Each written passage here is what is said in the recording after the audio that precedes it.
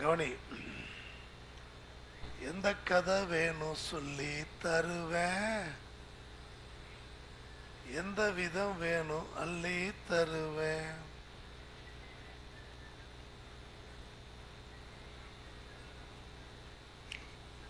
கீழடி தமிழ்நாட்டோட பண்பாட்டை, தொன்மையை, வரலாற, கலாச்சாரத்தை சொல்லக்கூடிய விஷயங்கள்லாம் கீழடியில் கிடச்சிருக்கு. கீழடியோட வரலாறு என்ன, அதை சுற்றி இருந்த அரசியல் என்னென்ன அப்படிங்கிற விஷயத்தை தான் இப்போ நம்ம பார்க்க போகிறோம்.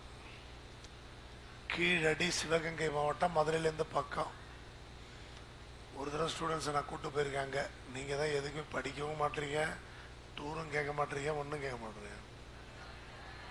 கீழடி மதுரைக்கு பக்கத்தில் 12 கிலோமீட்டர், மதுரையிலேருந்து 12 கிலோமீட்டர். பேருக்கு ஏற்ற மாதிரி மண்ணுக்கு கீழே தமிழர்களோட வரலாறு புதஞ்சி கிடக்கிற ஒரு இடம். சொல்லப்போனால் வெறும் 6 மீட்டர் ஆழத்திலேயே தொல் தமிழர்கள் பயன்படுத்தின பொருட்களாக கிடச்சிருக்கு, புதையலாக கிடச்சிருக்கு. 6 மீட்டர்லேயே கிடைக்குது. இது ஒரு 110 ஏக்கர் பரப்பளவு கொண்ட ஒரு தொல்லியல் மேடுன்னு சொல்லலாம், 110 ஏக்கர்ஸ். ஸோ எங்கெங்கெல்லாம் தொல்பொருள் கிடைக்கிறதுக்கு வாய்ப்பு இருக்குன்னு சொல்லி ஆர்கியாலஜிக்கல் டிபார்ட்மெண்ட்டும் ஒரு 110 ஏக்கரை மார்க் பண்ணியிருக்காங்க. அந்த 110 ஏக்கரில் இது வரைக்கும் ஒரு 10% தான் ஆராய்ச்சி பண்ணியிருக்கோம் இவ்வளோ வருஷங்களில். அந்த 10% ஆராய்ச்சியில் கிடைச்ச பொருட்கள் தான் இவ்வளோ பெரிய அதிர்வலைகளை ஏற்படுத்தியிருக்கு. அதில் ஒரு சில பொருட்களை பயன்படுத்தி தான் அதே கீழடியில் ஒரு பிரம்மாண்டமான மியூசியத்தை தமிழக அரசு கட்டியிருக்காங்க. நம்ம அதுக்கு ஏற்கனவே போயிட்டு வந்தோம். இந்தியாவில் எத்தனையோ இடங்களில் அகழ்வாராய்ச்சி நடந்திருக்கு. தமிழ்நாட்டிலே பல இடங்களில் அகழ்வாராய்ச்சி நடந்திருக்கு. சொல்லப்போனால் கீழடியை விட வயதில் மூத்த, அதாவது பல 100 ஆண்டுகளுக்கு பழமையான பொருட்கள் கிடைச்ச அகழ்வாராய்ச்சி இடங்கள் அப்படிங்கிறது தமிழ்நாட்டிலே கிடைச்சிருக்கு, நடந்திருக்கு. ஆனாலும் கீழடிங்கிறது மட்டும் ஏன் இவ்வளோ பிரம்மாண்டமாக கொண்டாடப்படுது? ஒரு 2 ஏக்கருக்கு மேலான நிலப்பரப்பில் ஒரு பெரும் மியூசியமை வைக்கிற அளவுக்கு கீழடியை கொண்டாடிய வேண்டிய அவசியம் என்ன? ஏன்னா கீழடியில் கிடைச்ச பொருட்களோட இம்பார்ட்டன்ஸ் அப்படி. கீழடியில் அப்படிப்பட்ட பொருள்கள் நமக்கு கிடைச்சிருக்கு. அந்த பொருட்கள் எப்படின்னா, நம்ம முன்னோர்கள் பழங்காலத்தில் எப்படி வாழ்ந்திருப்பாங்க, அவங்களோட வாழ்க்கை முறை எப்படி இருந்திருக்கும்னு புரிஞ்சுக்கிறதுக்கான ஒரு ப்ளூ பிரிண்ட் மாதிரி கீழடி நமக்கு கிடைச்சிருக்கு. கீழடியில் 7 லட்சம் பானைகள் கிடைச்சிருக்கு. 7 லட்சம் பானைகள். இந்த பானைகள்லேருந்து பல கதைகளை புரிஞ்சுக்கலாம். தமிழ் தான் இந்தியாவிலேயே தோன்றிய மூத்த மொழியாக இருந்துச்சுங்கிறதுக்கு அங்கே புரியுது, நமக்கு எவிடன்ஸ் கிடைக்குது. தமிழ் தான் முதல்ல எழுத்து வடிவம் பெற்ற முதல் மொழியாக இருந்திருக்க வாய்ப்பு இருக்குன்னு எவிடன்ஸ் கிடைக்குது. கீழடியில் கிடைக்கிற பானைகளை வச்சு நம்ம அதை முடிவு பண்ணலாம். ஏன்னா கீழடியில் தமிழ் எழுத்துக்கள் பொறித்த பானை ஓடுகள் நிறைய கிடச்சிருக்கு. அங்கே எல்லாமே சாதாரண மக்கள் அவங்களோட கைப்பட எழுதின தமிழ் எழுத்துக்கள். சாதாரண மக்கள் கையில் எழுதுனது. பாட்டு நோட்டு வந்து 10,000 வருஷம் கழிச்சு கிடச்சா அப்படி இருக்கும் பாட்டு நோட்டு. அப்போ கிறுக்கி வச்சுருக்காங்கன்னு சொல்லுவாங்களா, அது மாதிரி கிறுக்கி எழுதுனதுலாம் இருக்குது சாதாரண மக்கள். மற்ற இடத்துலலாம் 10-15 பேர் கரெக்ஷன் பார்த்த பிறகு கல்வெட்டு எக்ஸ்பர்ட்ஸ் வந்து பண்ணியிருப்பாங்க. ஆனால் கீழடியில் கிடச்சி சாதாரண மக்களோட கையெழுத்து கிடச்சிருக்கு, பானையில் கிடச்சிருக்கு. அசோகர் கல்வெட்டில் தப்பு இருக்காது. ஏன்னா அசோகர் வந்து 10 பேரை போட்டு செக் பண்ணி அப்புறம் செதுக்கி, தப்பு இருந்தால் அதை உடச்சிட்டு திருப்பி செதுக்கி. அதனால் இப்போ பார்த்தோம்னா அசோகர் கல்வெட்டில் தப்பு இருக்காது. ஆனால் கீழடியில் கிடச்சதில் நிறைய மிஸ்டேக்ஸ் இருக்குது, கிறுக்குன மாதிரி இருக்குது. அப்போ இது சாதாரண மக்கள் பானையில் எழுதி வச்சதுன்னு சொல்கிறாங்க. புரிதல்? அதெல்லாம் வச்சு பார்க்கும்போது வயசு பார்த்தா ரொம்ப பழசுன்னு சொல்லுவோம். தமிழ்நாட்டில் எங்கேயுமே கிடைக்காத அளவுக்கு கட்டடங்களோட மிச்சங்கள், எச்சங்கள் கீழடியில் அதிகமாக கிடைச்சிருக்கு. பழங்கால மிச்சங்கள், எச்சங்கள். அப்போ பழங்காலத்து தமிழ் மக்கள் எப்படிப்பட்ட வீடுகளில், எப்படிப்பட்ட கட்டடங்களில் வாழ்ந்திருப்பாங்க? செங்கலை வச்சு தான் கட்டடங்கள் கட்டப்பட்டிருக்கு. புரிதல்? கூரை வந்து மரப்பலகைகள் பயன்படுத்தியிருக்காங்க. மரப்பலகைக்கு மேலே டெரக்கோட்டா பயன்படுத்தி ஓடு போட்டிருக்காங்க. இப்போ நம்ம பார்க்குற ஓட்டு வீடு மாதிரியான ஒரு அமைப்பு தான் அப்பயே இருந்திருக்கு. மர சட்டங்கள் இருக்கும், அதுக்கு மேலே ஓடு போட்டு இருக்கும். நிறைய ஓட்டு வீடு பார்த்தீங்கன்னா தெரியும். அப்படி தான் கீழடியில் கிடச்சிருக்கு. ஆனால் இப்போ பெயிண்ட் அடிக்கிறோம், சுண்ணாம்பு பூசுகிறோம்ல, அதுமாரி எந்த பூச்சும் எவிடன்ஸ் கிடைக்கல. டெரக்கோட்டாவை பயன்படுத்தி ஓடுகள் மட்டும் இல்லாமல் டெரக்கோட்டா மூலமாக சிலைகள், பொம்மைகளும் உருவாக்கியிருக்காங்க. சுட்ட மண்ணை தான் டெரக்கோட்டான்னு சொல்லுவோம், வேற ஒன்றும் இல்லை. சுட்ட மண்ணை தான், மண்ணை சுட்டு ஏதாவது செய்வாங்க, அவ்வளோதான். அடுப்பு 2 லேயராக இருந்திருக்கு. அடுப்பு 2 லேயர். அடுப்பு வந்து 2 லேயர். இந்த அடுப்புகள்ன்றது வீட்டில் பயன்படுத்துகிற அடுப்பு இல்லை, இது வந்து ஏதோ ஒரு இண்டஸ்ட்ரியில் பயன்படுத்தக்கூடிய அடுப்புன்னு சொல்லி 2 டயரை வச்சு முடிவு பண்ணுறாங்க. இதுலேருந்து என்ன தயாரித்தாங்க, இந்த 2 டயர் அடுப்புலேருந்து என்ன தயாரித்தாங்கன்றது நமக்கு இன்றைக்கி வரைக்கும் தெரியல. ஸோ இந்த அடுப்புக்கு பக்கத்தில் ரா மெட்டீரியலோ வேஸ்ட் மெட்டீரியலோ எதுவுமே கிடைக்கல. அதனால் இந்த 2 அடுக்கு அடுப்பை பயன்படுத்தி எந்த மாதிரியான பொருட்களை உற்பத்தி பண்ணாங்கன்னு நமக்கு அந்தளவுக்கு புரிஞ்சிக்க முடியல. ஸோ பானைகள் கிடச்சிது, அடுப்புகள் கிடச்சிது, வீட்டோட மிச்சம் கிடச்சிது, இதெல்லாம் ஓகே. ஆனால் இங்கே வாழ்ந்த மக்கள் எந்த மாதிரியான வாழ்க்கை முறையில் வாழ்ந்தாங்க, இது ஒரு கிராம அடிப்படையில் வாழ்ந்தாங்களா, ஒரு நகர அடிப்படையில் வாழ்ந்தாங்களா அப்படிங்கிறது ஆராய்ச்சி போதும். அதுக்கான பதிலும் இந்த தொல்லியல் எவிடன்ஸில் கிடைக்குது. பொருணை நாகரிகத்தில் கிடைச்ச பொருட்கள் மாதிரி பல பொருட்கள் பல இடத்துல கிடைச்சிருக்கு. ஆனால் அதெல்லாம் அடிப்படையாக வச்சு தமிழர்களோட தொன்மையை விளக்கணும்னு நம்ம எடுத்து முன் வச்சோம்னா பல ஆய்வாளர்களோட கருத்து என்னவா இருந்துச்சுன்னா, சரிப்பா இந்த பொருளோட காலம்லாம் ரொம்ப பழசுதான், ஆனால் அவங்க ஒரு நாகரிகமாலாம் இல்லை, தமிழர்கள் ஒரு நாடோடி சமூகமாக தான் இருந்திருப்பாங்கன்னு இதுக்கு முன்னாடி சொல்லிக்கிட்டு இருந்தாங்க. எல்லா இடத்துலையும் கிடைச்ச எவிடன்ஸ் வச்சு தமிழர்கள் ஒரு நாகரிகமாக டெவலப் ஆகவே இல்லை. உண்மையிலே பழமையான நாகரிகம்ன்றது நார்த் இந்தியாவில் பாகிஸ்தான் சைடில் கிடைச்ச சிந்து சமோலி நாகரிகம் தான் அப்படின்னு சொல்லிக்கிட்டு இருந்தாங்க. அதை உடச்சி போட்டுச்சு இந்த கீழடி. ஏன்னா கீழடியோட பல தொன்மையான பொருட்கள் எல்லாமே ஒரு நகர நாகரிகமாக தமிழர்கள் வாழ்ந்திருக்காங்க அப்படிங்கிறத ரொம்ப தெளிவாக நமக்கு எடுத்து சொல்லுது. சங்க பாட்டில் இருக்கிற வார்த்தைகள்லேருந்து இவ்வளவு அழகான கட்டுமானங்களை செஞ்சு வாழ்ந்தாங்கன்றத நம்ம சங்க இலக்கியத்தில் பாட்டில் படிக்கிறோம். பாட்டில் ஒரு சிலப்பதிகாரத்தில் அரசனோட மாளிகை எப்படி இருந்துச்சுன்னு வருது.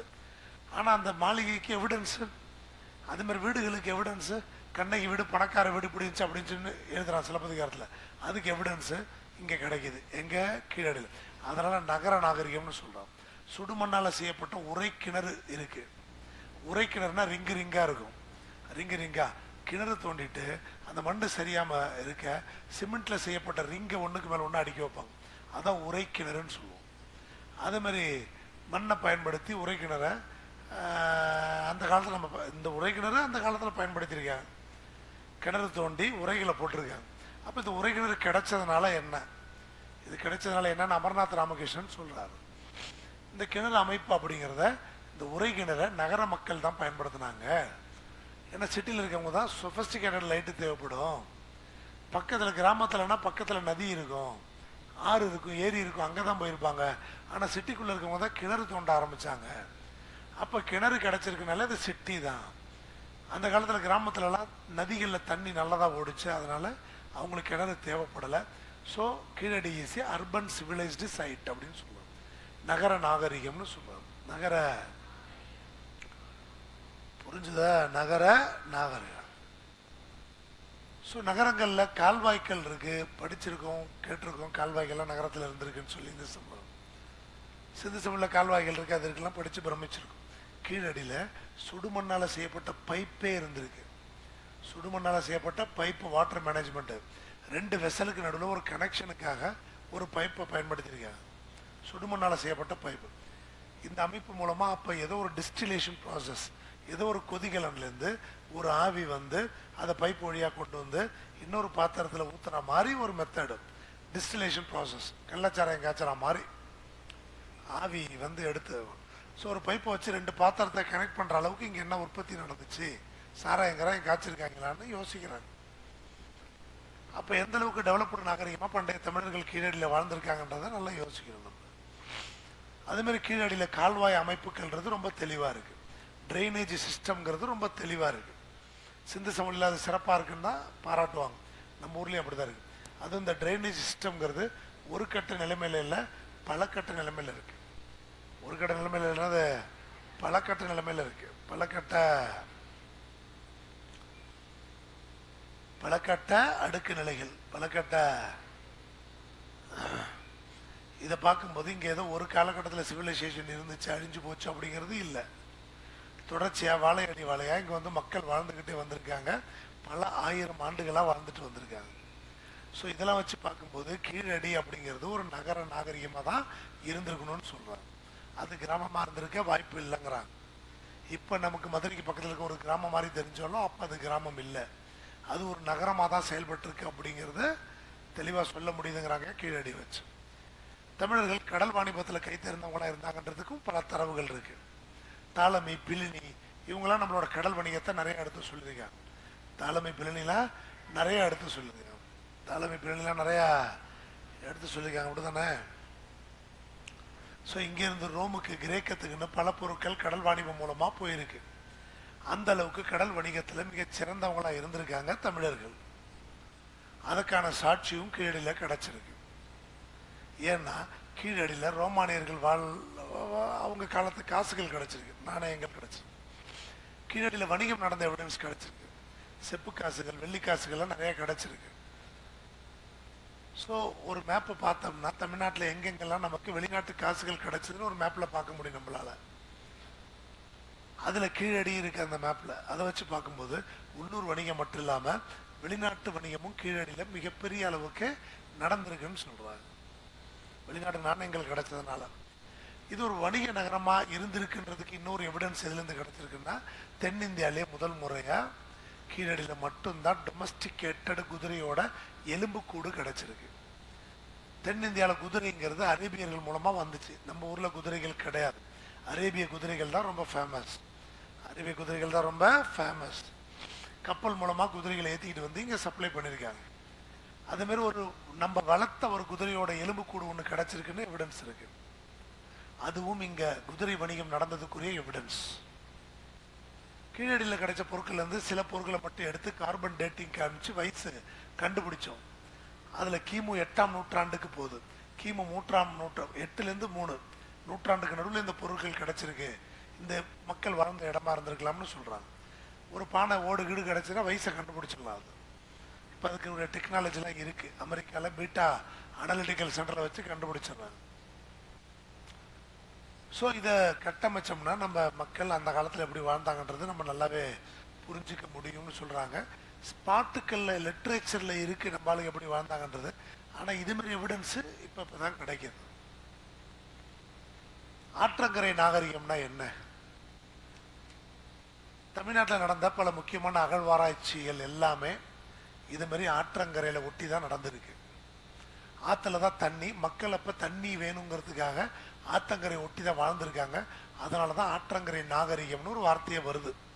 சிந்து சமவெளி கூட சிந்து நதியின் ஒட்டி தான், சிந்து நதியை ஒட்டி தான். ஸோ வேட்டையாடிக்கிட்டு இருந்தவங்க ஒரு நேரத்தில் ஒரு இடத்துல செட்டில் ஆகி விவசாயம் பண்ணாங்க. வேட்டையாடினவங்க வேற வேற ஊர் போவாங்க. விவசாயம் பண்ணுறவங்க ஒரே இடத்துல இருப்பாங்க. ஒரே இடத்துல இருந்தால் தான் விவசாயம் பண்ண முடியும். அப்போ வேட்டையாடிக்கிட்டு ஊர் ஊராக போனவங்க ஒரு இடத்துல தங்கி விவசாயம் பண்ண ஆரம்பித்தாங்க.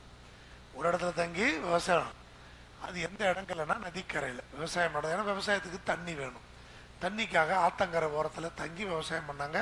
ஒரு இடத்துல செட்டில் ஆனாங்க. அப்படியே புதஞ்சு போயிட்டாங்க பூமியில். இப்போ நம்ம தோண்டினவங்க கிடைக்கிறாங்க. அப்போ எங்கே பார்த்தாலும் இதுமாரி தோண்டி கிடைக்கிறதெல்லாம் ஆத்தங்கரை ஓரத்தில் தான் இருக்குது. அதனால் இதெல்லாம் ஆற்றங்கரை நாகரிகம்னு சொல்கிறோம். எடுத்துக்காட்டு இண்டஸ் வேலி, இண்டஸ் ரிவர் ஒட்டி தான் இருக்குது. கேஞ்சடிக் சிவிலைசேஷன் கங்கை நதியில், நைல் நதிக்கரை, நைல் நதி எகிப்து நாகரிகம் நைல் நதிக்கரையில். இப்போ நம்ம தமிழ்நாட்டில் சொன்னால் வைகை நதி நாகரிகம் சொல்லலாம், பொருணை நதி நாகரிகம் சொல்லலாம். ஸோ நைல் நதி மாதிரி, சிந்து நதி மாதிரி, கங்கை நதி மாதிரி தமிழ்நாட்டிலையும் இருக்குது. இப்போ தமிழ்நாட்டில் கீழடிங்கிறது வைகை நதி நாகரிகம்னு அதுக்குள்ளே வரும். புரிதலா? கீழடி எப்படி ஷார்ட் லிஸ்ட் பண்ணி எடுத்தாங்க அப்படின்னா, அதுக்கு காரணம் அமர்நாத் ராமகிருஷ்ணன், ஒரு ஆர்கியாலஜிக்கல் சர்வே ஆஃப் இந்தியாவோட அதிகாரி, தமிழர். அவர் பெங்களூரில் வேலை பார்த்தார். சவுத் இந்தியாவில் பொறுப்பில் இருந்தார். சவுத் இந்தியாவில் சயின்டிஃபிக் மெத்தடில் தொல்லியல் ஆய்வுகளை செய்யணும் அப்படிங்கிற ஒரு முன்னெடுப்பை செஞ்சவர் முதல்ல யாருன்னா அமர்நாத் ராமகிருஷ்ணன், தமிழர். அவர் எடுத்த முன்னெடுப்பில் தான் வைகை நதி ஓரமாக ஆராய்ச்சி பண்ணலான்னு ஒரு முடிவு எடுக்கிறாங்க. ஏன் வைகை நதி? வைகை நதியை பற்றியும் மதுரையை பற்றியும், மதுரை எப்படி இருந்துச்சுன்னு பற்றியும் பாடல்களில் நிறையா இருக்குது. அந்த குறிப்புகள் அடிப்படையில் அப்போ இங்கே ஏதோ இருந்திருக்கு, அப்போ தோண்டுனா கிடைக்கும்னு அவர் கெஸ் பண்ணியிருக்காரு. ஏன்னா சங்க காலத்தில் மதுரை ரொம்ப ஃபேமஸான ஒரு டவுன். அதனால் அது தோண்டி பார்க்கலான்னு முடிவு பண்ணுறாங்க. சங்க காலத்தில் தஞ்சாவூர் ஃபேமஸ் இல்லை, நவீன காலத்தில் தான் தஞ்சாவூர். சங்க காலத்தில் உறையூர், பழையாறை இதெல்லாம் தான். ஸோ அப்படி தோண்டும் போது தான் வைகையோட 2 நதிக்கரையிலுமே 200க்கும் மேற்பட்ட இடங்களை ஷார்ட் லிஸ்ட் பண்ணார் அமர்நாத் ராமகிருஷ்ணன். அப்படி ஷார்ட் லிஸ்ட் பண்ண இடங்களில் கீழடி மட்டும் இல்லை, கீழடி மட்டும் இல்லாமல் தொம்பிச்சேரி, சண்டையூர், களியந்தூர், மாரநாடு, பச்சேரி, வேம்பத்தூர்னு 200க்கு மேற்பட்ட இடங்களை பிடிச்சி வச்சுருக்காங்க வைகை நதி ஓரமாக 2 கரையிலையும். அதில் ஏன் இத்தனை இடத்துல கீழடியை மட்டும் முக்கியத்துவம் கொடுத்து பார்க்குறாங்க அப்படின்னா, அதுக்கு நம்ம 1976க்கு போகணும். 1976 கீழடியில் ஆசிரியராக வேலை பார்த்தா பாலகிருஷ்ணன் அப்படிங்கிறவருக்கு அவரோட மாணவர்கள் மண்ணிலேருந்து இந்த பொருள்லாம் கிடச்சிதுன்னு கொண்டு வந்து சில பொருட்களை கொடுத்துருக்காங்க 1976. அந்த பாலகிருஷ்ணன்ற டீச்சருக்கு இதுமாரி அகழ்வாராய்ச்சியில் ஆர்வம். இந்த பொருள்கள் பழமையான பொருளாக இருக்கலாம் அப்படின்னு சொல்லி சந்தேகப்பட்டு அந்த பொருள்களெல்லாம் ஆர்கியாலஜி டிபார்ட்மெண்ட்டுக்கிட்ட ஒப்படைக்கிறாரு அந்த டீச்சர் பாலகிருஷ்ணன். அவங்களுக்கு கிளம்பி வந்து ஆமாம்பா இது தொன்மையான பொருள் தான் சொல்லிட்டு போயிட்டாங்க. ஆனால் இந்த பொருள் எங்கே கிடச்சிது, எந்த இடத்துல கிடச்சிது அப்படிங்கிற ஆராய்ச்சிக்குள்ளே யாருமே போகல. இது நடக்கிறது எப்போ? 1976. அப்போ விட்ட இடத்துலேருந்து நம்ம தொடங்கலான்னு முடிவு பண்ணார் அமர்நாத் ராமகிருஷ்ணன். அப்போ கீழடியில் ஏற்கனவே பொம்மைகள் கிடச்ச கதை தெரிஞ்சதுனால அந்த இடத்த அவர் சூஸ் பண்ணுறார். இன்னொரு முக்கியமான காரணம் இருக்குது கீழடிக்கு. இது ஒரு தென்னந்தோப்பு பகுதியாக இருந்ததுனால மண்ணுக்கு அடியில் இருக்கக்கூடிய இந்த தொல்பொருட்கள்லாம் பெரிய அளவில் சேதம் அடையலை. ஏன்னா தென்னை மரம் வந்து சல்லி வேர் தான், வேறு ஆழம் இருக்காது. ஆணி வேர்னா ஆழமாக போயிருக்கும், டேமேஜாக இருக்கும். தென்னை மரங்கிறது சல்லி வேர் தான், மோனோ காட்டாது, ஒரு விதலை தாவரம். அப்போ மேலோட்டமாக தான் இருக்கும். அப்போ கீழே போய் எதையும் பாதிச்சிருக்காது அப்படிங்கிற ஒரு நம்பிக்கை அமர்நாத் ராமகிருஷ்ணனுக்கு உண்டு.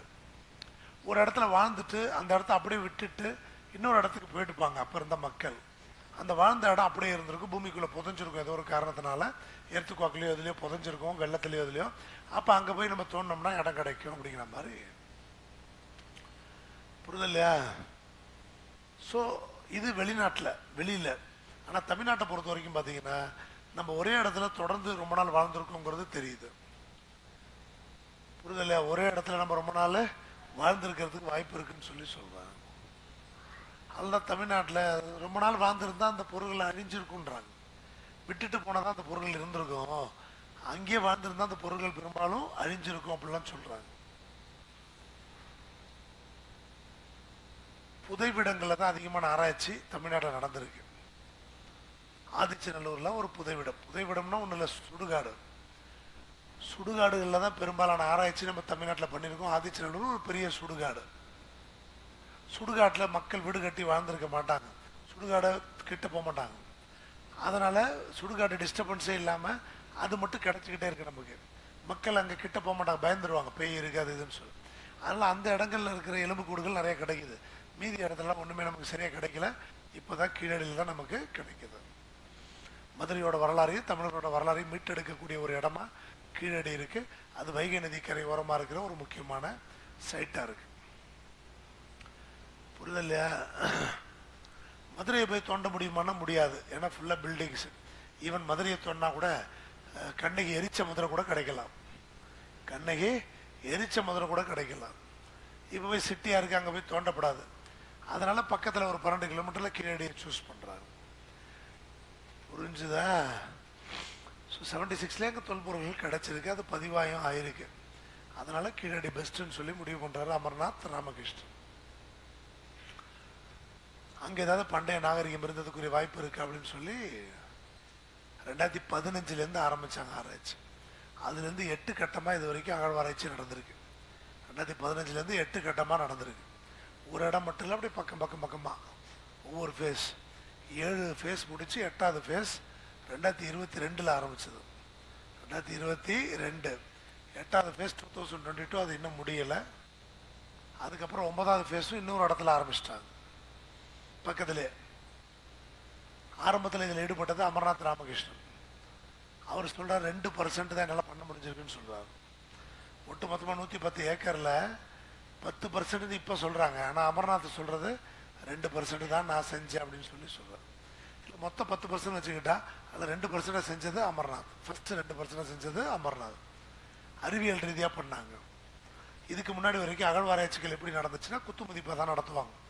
குத்து மதிப்பு ஆண்டுகளை சொல்கிற மாதிரி நடக்கும். உதாரணத்துக்கு கருப்பு சிவப்பு பானை கிடைக்குதுன்னு வச்சுங்களேன், அதை வச்சு அது 300 பிசின்னு அப்படியே குத்து மதிப்பாக இவங்களே சொல்லிவிடுவாங்க.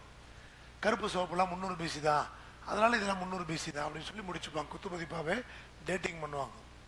ஆனால் அமர்நாத் என்ன பண்ணுறாருன்னா கார்பன் டேட்டிங் அனுப்பணும், அப்போ தான் உண்மையான டைம் பீரியட் நமக்கு தெரியும் அப்படின்னு சொல்லி அமர்நாத் முடிவு பண்ணார்.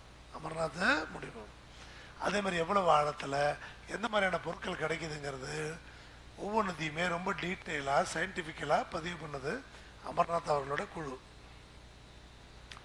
ஜியோ லொக்கேஷன் மெத்தடை கூட அவங்க ரிப்போர்ட்டில் கொண்டு வந்தாங்க.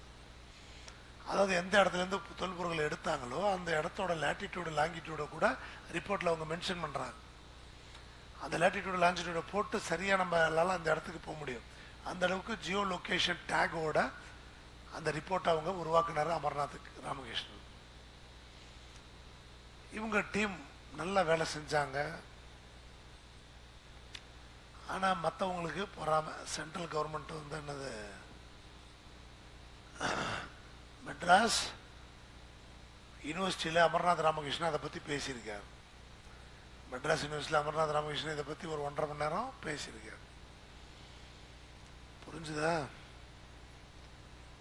நாகரிகம் கல்ச்சர் அப்படிங்கிற வார்த்தையை கேள்விப்பட்டால நமக்கு முதல்ல தோன்றது ஆடை, ட்ரெஸ். முதல்ல மனுஷன் எப்போ ட்ரெஸ் போடணும் அப்போ தான் அவன் கல்ச்சராக மாறுறான், நாகரிகமாக மாறுறான், புரிதலையா? அணிகலன்களை ரொம்ப ரசித்து பயன்படுத்தி அணிஞ்சிருக்காங்க கீழடியில் வாழ்ந்த மக்கள். கீழடியில் கிடைச்ச நெசவு பொருட்கள் கிடைச்சிருக்கு. அதை வச்சு பார்க்கும்போது பல வகையான ஆடைகள் அங்கே கிடைச்சதுன்னு நமக்கு தெரியுது. ஆடை வணிகம் நடந்ததுக்கு எவிடன்ஸ் கிடைச்சிருக்கு. அணிகலன்கள் பீட்ஸ் கூட கிடைச்சிருக்கு கீழடியில். மணி, பீட்ஸ்னா மணி. இதில் மணிகள் வந்து நம்ம கல் இல்லை, தமிழ்நாட்டில் கிடைச்ச கல்லை வச்சு அந்த மணிகள் இல்லை. அந்த மணிகள் எங்கேருந்தோ வாங்கியிருக்காங்க.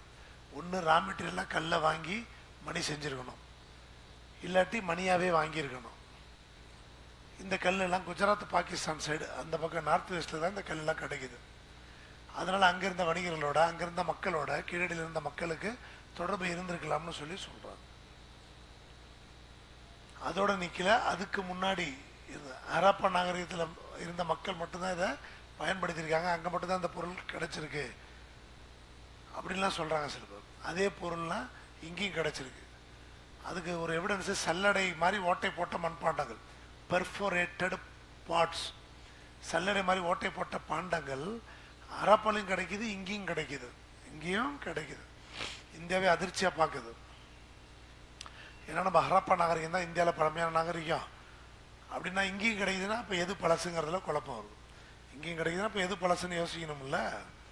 அப்போ தொடர்ந்து ஆராய்ச்சிகள் போய்கிட்டு இருக்கு. அப்போ தெரிஞ்சிடும் எது மூத்தது, எது மூத்த நாகரிகம், எந்த இனம் மூத்த இனம் அப்படின்றது தெரிஞ்சிடும்.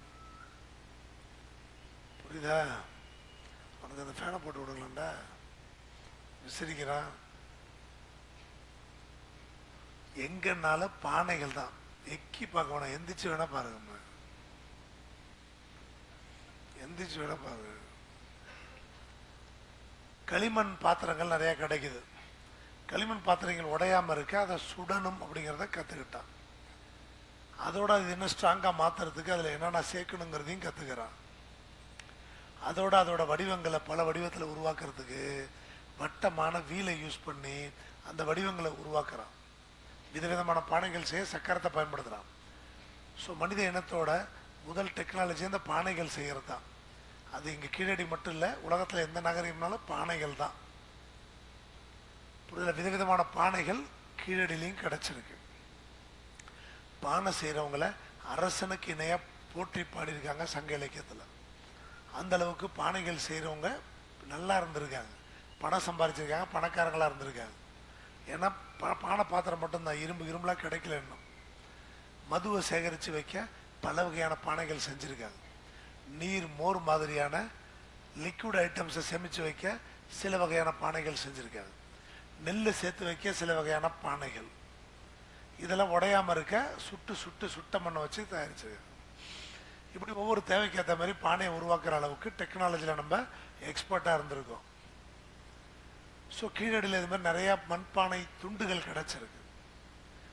அதில் அடையாள குறிகள் நிறையா இருக்குது. அடையாள குறிகள் இந்த துண்டாக கிடைச்சதெல்லாம் ஒரு இணைச்சி ஷேப்பு கொண்டு வந்து வடிவம் பார்த்துருக்காங்க, சேர்த்து வடிவம் கொண்டு வந்திருக்காங்க, சேர்த்து. புரியுதா? கீழடியில் கிடைச்ச மண்பானைகளில் பொறிக்கப்பட்டிருக்க எழுத்துக்கள் தமிழ் எழுத்துக்களாக இருந்துச்சு. நிறைய குறியீடுகள் இருக்கு. குறியீடுகள் அதிகம். மீன் ஃபிஷ், பாண்டியர்கள் மீன் தானே, அதனால இதுல சின்னங்கள் இருக்குல்ல, அது ஹராப்பால கிடைச்ச சின்னங்களும் இங்க கிடைச்ச சின்னங்களும் மேட்ச் ஆகுது. ரெண்டு சின்னங்களும் மேட்ச் ஆகுது. ரெண்டு சின்னங்களா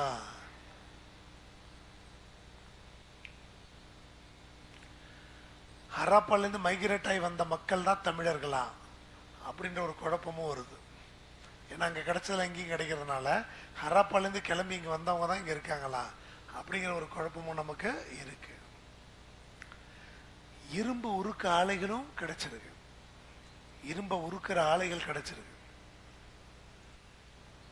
அப்ப இரும்பை முதல்ல கண்டுபிடிச்சவங்க தமிழர்கள் தான் அப்படின்னு நமக்கு தெரியுது. இரும்பை உருக்கி, இரும்போட தாது பொருட்களை உருக்கி இரும்பு பொருட்களை தயாரிச்சிருக்க அந்த தொழில்நுட்பம் இருக்குல்ல, அது நம்மள்ட்ட தான் இருந்துச்சு, தமிழர்கள்ட்ட ஃபர்ஸ்ட். அப்புறம் அது காணா போச்சு, அப்புறம் திருப்பி வந்துச்சு. இப்போ அட்வான்ஸ்டு டெக்னாலஜிலாம் இல்லாத காலத்திலே இரும்பை எப்படி உருவாக்குனாங்க, அந்த தொழில்நுட்பத்தை அவங்க எப்படி வச்சிருந்தாங்கன்றத நம்ம மறந்துட்டோம். ஆனால் உலகத்திலே இரும்பை முதல்ல பயன்படுத்தின தமிழன் அப்படிங்கிறது கீழடியில் தெரியுது. இது தெரியுதுன்னா சும்மா இல்லை, பீட்டா அனலிட்டிக்கல் சென்டருக்கு அனுப்பிச்சு எவிடன்ஸை வாங்கி அமர்நாத் ராமகிருஷ்ணன் சொல்ல சட்டசபையில் ஸ்டாலின் அறிவிச்சிட்டார். சயின்டிஃபிக் எவிடன்ஸ் படி 5000 ஆண்டுகளுக்கு முன்னாடி இரும்பு இங்கே இருந்துச்சு அப்படிங்கிறதுக்கு எவிடன்ஸ் இருக்கு கீழடியில் அப்படின்னு பெருமையாக அறிவிச்சாரு. எங்கே வச்சு? சட்டசபையில் வச்சு. யாரு? ஸ்டாலின். 5000 ஆண்டுகளுக்கு முன்னாடி இரும்பை நம்ம தமிழில் பயன்படுத்தியிருக்காரு. புரியுதாதான்? சங்க காலம்ங்கிறது இரும்பு காலம்னு சொல்லலாம். 6th புக்கில் கொடுத்துருந்தாலும் இப்போ கேட்டேன்ல, சங்க காலம்ங்கிறது இரும்பு காலம். ஆனால் உலகத்துக்கே ஃபஸ்ட்டு இரும்பு இங்கே தான் சொல்கிறாங்க. உலகத்துக்கே ஃபஸ்ட்டு இரும்பு, அதுக்கப்புறம் தான் இரும்பு மற்ற இடத்துக்கே போச்சுக்கிறாங்க. புரியுதா? கீழடி நம்மளுடைய அடையாளத்தை எடுத்து கொடுக்குது. அதை மறந்துடக்கூடாதுன்னு சூப்பரான 5 ஸ்டார் ஹோட்டல் மாதிரி ஒரு மியூசியம் நல்லா இருக்கும். இப்போ உருவாக்குனார் ஸ்டாலின். பொதுமக்கள் நல்ல கூட்டமாக போகிறாங்க. ஈவினிங் லைட்டிங்லாம் போட்டு பார்த்தா சூப்பராக இருக்கு. அதை பார்த்தீங்கன்னா இன்னும் நமக்கு நம்ம பானையாக இருக்குது, அதுக்கு எதுக்கு போய்கிட்டு என்ன ஒருத்தன் போன தரம் போனப்போ வெறும் பானையாக இருக்குது, அங்கே போய்ட்டு அங்கே உருப்பட்டது இருக்குது, அதை பார்க்கறது இல்லை. ஒன்றுத்துக்கு கீழே எழுதி வச்சுருப்பான், அதை படிக்கிறது இல்லை. சுற்றி வந்தால் பானையாக இருக்குன்ட்டு வந்துட்டான். வெளில வந்து செல்ஃபி எடுத்து நிற்கிறேன். புரியுதா? மியூசியத்தில் ஸ்டூடெண்ட்ஸோட எடுத்த ஃபோட்டோஸ் இருக்கும், வைக்க மாட்டாங்க. இப்படி தான் நம்ம முன்னோர்கள் வாழ்ந்தாங்களான்னு ஸ்லாகிச்சு போய் பார்க்கலாம் அங்கே போனால். ஆனால் இது சாதாரணமாக நடக்கல. அதுக்கு பின்னாடி பெரிய அரசியல் இருக்குது. கீழடிக்கு பின்னாடி 2014-15 ஆரம்பித்தாங்க. அதுக்கப்புறம் 2 கட்டம் நடந்துச்சு. அந்த 2 கட்டத்திலே அமர்நாத் ராமகிருஷ்ணன் நிறைய பொருட்களை கண்டுபிடிச்சிட்டாரு. கண்டுபிடிச்ச பிறகு 3வது கட்டமாக அகழ்வாராய்ச்சி நடக்கணுங்கிற கோரிக்கை முன் வச்சாரு அமர்நாத். ஆனால் அந்த கோரிக்கைக்கு அனுமதி கொடுக்காம அவரை தூக்கி அஸ்ஸாமுக்கு மாற்றி விட்டாங்க. ASI, archaeological survey of India. அதுக்கப்புறமா அந்த இடத்துக்கு ராம் அப்படிங்கிறவரை பொறுப்பு கொடுத்தாங்க. அமர்நாத்தை டிரான்ஸ்ஃபர் பண்ணது பெரிய சர்ச்சையாச்சு. இங்கே இருந்த தமிழ் ஆர்வலர்கள், எழுத்தாளர்கள், அரசியல் கட்சி தலைவர்கள் எல்லாமே அந்த டிரான்ஸ்ஃபரை திட்டினாங்க. அப்போ அமர்நாத் இருந்தால் மூத்த குடி தமிழ் குடி நிரூபிச்சிருவான்னு பயந்து பிஜேபி கவர்மெண்ட்டை அவர் மாற்றிட்டாங்க. ஏன்னா ASI சென்ட்ரல் கவர்மெண்ட்டோடது. அப்போ மாற்றிட்டாங்க அப்படின்னு சொல்கிறாங்க. புரிஞ்சுதா? ஆனால் இந்த எதிர்ப்புகளெல்லாம் மீறி ராம் தலைமையில் 3வது கட்ட அகழ்வாராய்ச்சி செய்கிறாங்க ASI. அதில் நிறைய பொருட்கள் கிடச்சிது 3வது கட்டத்தில். ஆனால் அப்போ தலைவர் அந்த ராம் என்ன தெரியுமா சொன்னார்? புதுசாக எதுவும் கிடைக்கல, ஏற்கனவே கிடைச்ச பொருளோட தொடர்ச்சி தான் கிடச்சிருக்கு, புதுசாக எதுவும் கிடைக்கலன்னு டம்மி பண்ணி சொல்லிட்டார். அது இன்னும் சர்ச்சையாயிடுச்சு. ஏப்போ ஏற்கனவே அவ்வளோ பொருள் கிடைச்சதா சொல்கிறாங்க, இப்பயும் நிறைய பொருள் கிடைச்சதுன்னு தான் பார்க்குறோம், அப்படி இருந்து எதுவுமே கிடைக்கலன்னு சொல்கிறீங்களே அப்படின்னு ராம எல்லாம் திட்டினாங்க. தமிழ்நாட்டில் ராம எல்லாம் திட்டினாங்க. அப்போ தான் தமிழ்நாடு அரசு உள்ளே பூந்துச்சு. 3வது கட்ட அகழ்வாய்வை நாங்களும் சேர்ந்து பண்ணுறோன்னு மகாலட்சுமியை முண்டன்னு திட்டிட்டு அப்புறம் செஞ்சாங்க. கவனிக்காம அங்கே பார்க்குறீங்க. அடிச்சோன்னா அப்புறம் என்னன்னு தெரியாது. தமிழ்நாடு அரசும் கீழடிக்கு உள்ளே போச்சு. தமிழ்நாடு அரசு உள்ளே போய் லிஸ்ட்டு போட்டாங்க, என்னென்ன பொருள் கிடச்சிது அப்படின்னு பட்டியல் போட்டாங்க. அந்த ஆய்வறிக்கையில் தான் தங்கம்லாம் கிடச்சிது அப்படிங்கிறது நமக்கு தெரியுது. ஏஎஸ்ஐ சென்ட்ரல் கவர்மெண்ட்டோட ஏஎஸ்ஐ என்ன சொன்னாங்கன்னா, இங்கே கிடைச்ச பொருளை ஆராய்ச்சி பண்ணால் நாங்கள் பெங்களூர் எடுத்துகிட்டு போகிறோன்னு சொன்னாங்க. ஏன்னா பெங்களூருக்கு அந்த பொருள்லாம் போச்சுன்னா அதுக்கப்புறம் அந்த பொருளுக்கு என்ன ஆகும்னு தெரியாது. இது முதல் முறையில் ஏற்கனவே பல முறை நடந்திருக்குன்னு விமர்சனமே வந்துச்சு. பொதுநல வழக்கும் போட்டாங்க. பொதுநல வழக்கம் முதல் 2 கட்டம் அமர்நாத் பண்ணார்ல, முதல் 2 கட்டம் அமர்நாத் ராமகிருஷ்ணன். அதில் என்னென்ன பொருள் கிடச்சிது, அதோட டீட்டெயில் என்ன அப்படிங்கிற ஒரு ரிப்போர்ட் இருக்குது. அந்த ரிப்போர்ட்டை அமர்நாத் ஏஎஸ்ஐயில் கொடுத்துட்டாரு. ஆனால் அந்த ரிப்போர்ட்டை ஏஎஸ்ஐ வெளியிடவே இல்லை. அமர்நாத் அந்த அறிக்கையை வெளியிடக்கூடாதுன்னு சதி பண்ணி அமர்நாத்தை டிரான்ஸ்ஃபர் பண்ணிவிட்டு அதுக்கப்புறம் பெங்களூரில் வேலை செஞ்ச ஒருத்தரை வச்சு வெளியிடறதுக்கு முயற்சி பண்ணாங்க. அதுக்கும் நம்ம எதிர்ப்பு தெரிவித்தோம். கவர்மெண்ட்டே சொன்னாங்க, அப்போ தமிழர்களோட தொன்மையை இருட்டடிப்பு செய்யறத அதோட நோக்கம்னு சொல்லி, யார் ஆராய்ச்சி பண்ணாங்களோ அவங்க தானங்க ஆய்வறிக்கை வெளியிடணும். யாரோ ஒருத்தர் எப்படி ஆய்வறிக்கை வெளியிட முடியும்னு நம்ம தமிழ்நாட்டில் பெரிய பிரச்சனை பண்ணாங்க. ஸோ கீழடியில் முதல்ல ஆராய்ச்சி பண்ண அமர்நாத் ராமகிருஷ்ணன் தான் அங்கே என்னென்ன பொருட்கள் கிடச்சிதுங்கிற டீட்டெயில்ஸ் அவர்கிட்ட தான் இருக்குது. அது ஒரு ரிப்போர்ட்டு பெருசாக வெளியிடணும் அப்படின்னு சொல்லி கோர்ட்டில் கேஸே போட்டாங்க. மதுரை ஹைகோர்ட்டில் கேஸ் போட்டாங்க, பொதுநல வழக்காக போட்டாங்க. அந்த பொதுநல வழக்கை போட்ட ஒரு பேர் பிரபாகர பாண்டியன். அதே நேரத்தில் இன்னொரு பொதுநல வழக்கில் அதே மதுரை ஹைகோர்ட்டில் போட்டாங்க, கனிமொழிங்கிறவங்க போட்டாங்க, எம்பி இல்லை வேறு. அவங்க என்ன சொன்னாங்கன்னா, கீழடியில் கிடைச்ச பொருட்களை வேறு எங்கேயுமே எடுத்துகிட்டு போகக்கூடாது, அதை கீழடிக்கு பக்கத்தில் ஒரு மியூசியம் கட்டி அதில் பாதுகாப்பாக வைக்கணும். ஏன்னா வேற எங்கேயும் எடுத்துகிட்டு போயிட்டாங்கன்னா அதை கண் அடிச்சுட்டு ஒன்றும் இல்லை அப்படின்றான். அப்படி ஸோ ஒரு மியூசியம் கட்டி இங்கே வைங்க அப்படின்னு சொல்லி கனிமொழி ஒரு கேஸ் போட்டாங்க. இப்படி நிறைய பொதுநல வழக்குகள் வந்து நீதிமன்றத்தோட அழுத்தத்தினால தான் கீழடி பொருட்களோட ஆய்வறிக்கை அப்படிங்கிறது முதல் 2 கட்ட ஆய்வறிக்கை அமர்நாத்தை விடாட்டியும் வெளியிலேயாவது விட்டாங்க. அட்லீஸ்ட் அந்த அறிக்கை வந்த பிறகு தான் எவ்வளவு அருமையான பொருட்கள் கிடைச்சது, எவ்வளவு தொன்மையான பொருட்கள் கிடைச்சது அப்படின்லாம் தெரிஞ்சுது. அதை வெளியில் தெரியாத அளவுக்கு எப்படி பாடுபட்டாங்கன்றது தெரிஞ்சுது. தமிழர்களை அடக்கிறதுல பிஜேபி கவர்மெண்ட்டும் முக்கியமாக இருக்கும். இல்லை, தமிழக அரசுல ஒரு தொல்லியல் துறை இருக்கு, மத்திய அரசுல ஒரு தொல்லியல் துறை இருக்கு. இது பொதுப்பட்டியல். ஆனால் 2 பேருக்கும் தொல்லியல் துறை இருக்கு. அப்போ நம்ம தொல்லியல் துறை 3வது கட்டத்திலேருந்து உள்ள பூந்தாங்க. இப்போ கூட ஒவ்வொரு பட்ஜெட்லையும் கீழடிக்காக ஸ்டாலின் நிறையா பணம் ஒதுக்குறாரு. புரிஞ்சுதா? ஸ்டாலின் இன்னும் ஒரு கட்டம் மேலே போய் என்ன பண்ணுறாரு, ஒடிசா வரைக்கும் போய் அகழ்வாராய்ச்சி பண்ணணும்னு சொல்லி அதுக்கும் நிதி ஒதுக்கிட்டார். கீழடி மட்டும் இல்லை, எங்கே வரைக்கும், ஒடிசா வரைக்கும் போய். இப்போ கீழடியில் தான் இந்தியாவோட தொன்மை மறைஞ்சிருக்கு. அதுலேருந்து வரலாறு நம்ம தேடி எடுத்தோம்னா இந்தியாவோட உண்மையான வரலாறை மாற்றி எழுதணும். மூத்த குடிமக்கள் நம்ம தான் அப்படிங்கிறது உலகத்துக்கு புரியும். இந்தியாவுக்கு மட்டும் இல்லை, உலகத்துக்கே. அது வெளியில் தெரியப்படாது. ஏற்கனவே அவங்க திமுறா சுற்றுறாங்க, இவங்க தான் மூத்த குடின்னு சொல்லிட்டான்னு அது பிரச்சனைன்னு சொல்கிறோம். அப்படிதானே? கல் தோன்றி மண் தோன்ற காலத்தை வாளோடு முன் தோன்றிய மூத்த தமிழ்குடி புறப்பொருள் வெண்பாமாலையில் ஐயனார் இதனார் சொல்லியிருக்கார். அந்த மூத்த தமிழ்குடிங்கிறது பொருந்தும்.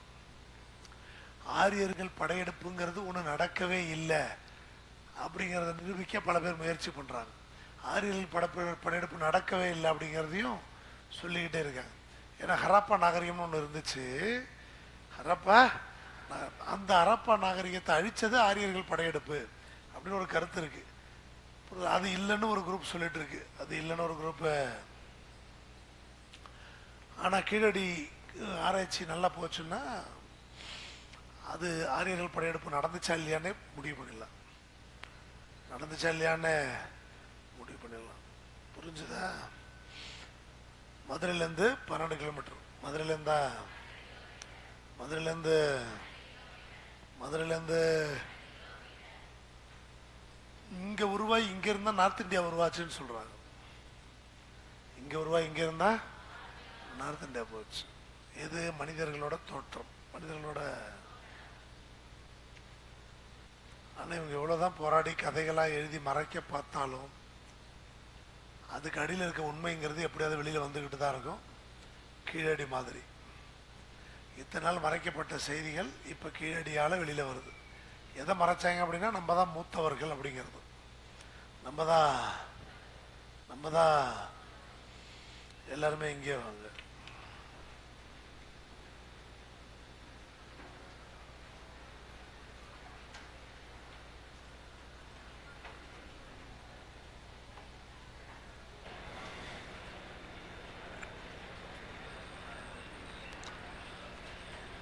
ஸோ கீழடி பற்றி அன்றைக்கி சொன்னேன். தமிழ்நாட்டோட தொன்மையை தெரிஞ்சுக்கிறதுக்கு கீழடி பயன்படுது.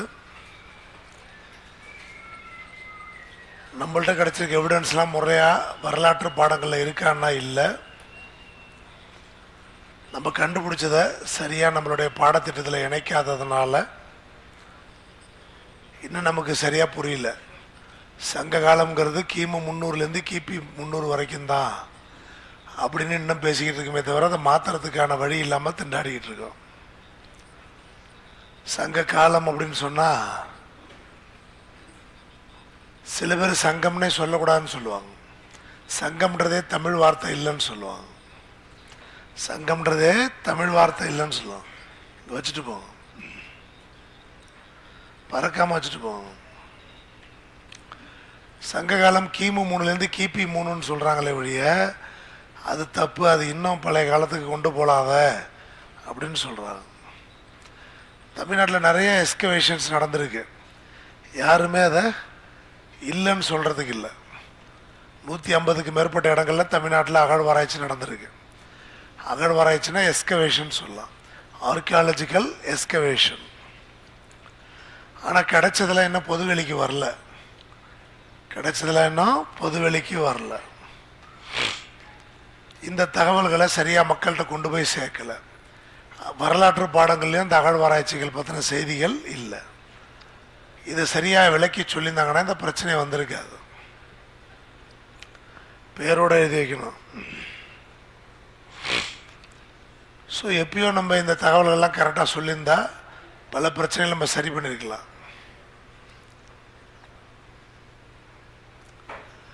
1876 ஃபெடரர் ஜோவர் அப்படிங்கிறவர் தான் ஆதிச்சநல்லூரில் முதல்ல ஆராய்ச்சி பண்ணுறார்.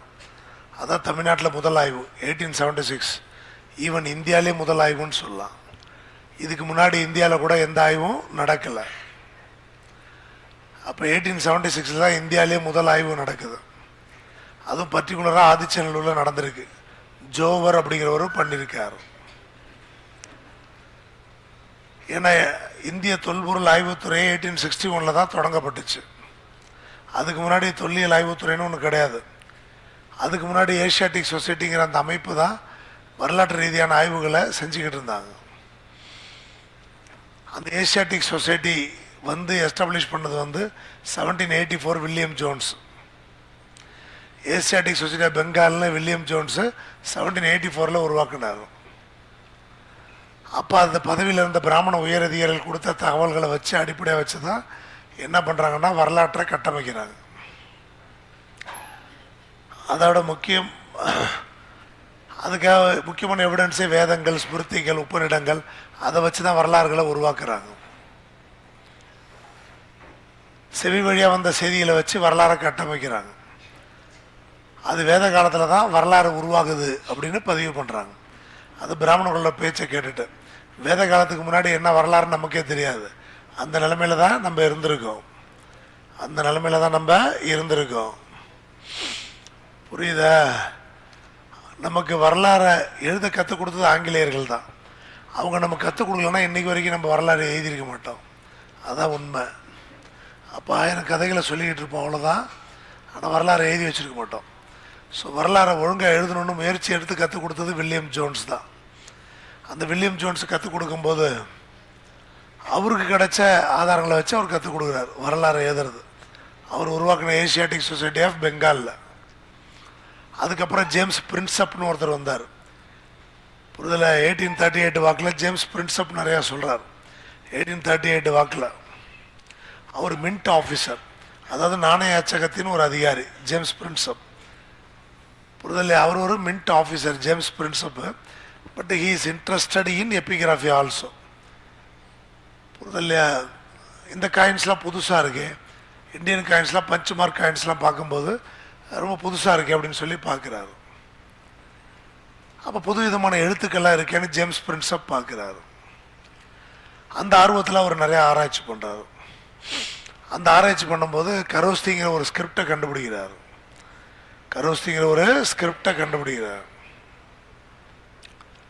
நார்த் வெஸ்டில் நார்த் இந்தியாவில் பயன்படுத்தப்பட்ட ஒரு எழுத்து முறை கரோஸ்திங்கிற எழுத்து முறை. இந்த கரோஸ்தி எழுத்து முறை கண்டுபிடிச்ச பிறகுதான் கிரீக்கு ஸ்கிரிப்ட் இதுவும் ஒன்றா போதுன்னு கண்டுபிடிச்சாங்க. கிரீக்கு ஸ்கிரிப்ட் இதுவும் ஒன்றா இருக்குன்னு கண்டுபிடிச்சாங்க. அதோட கரோஸ்திங்கிறதோட பிராமின் ஒன்று சேர்ந்து கிடைக்குது. இது பிராமி.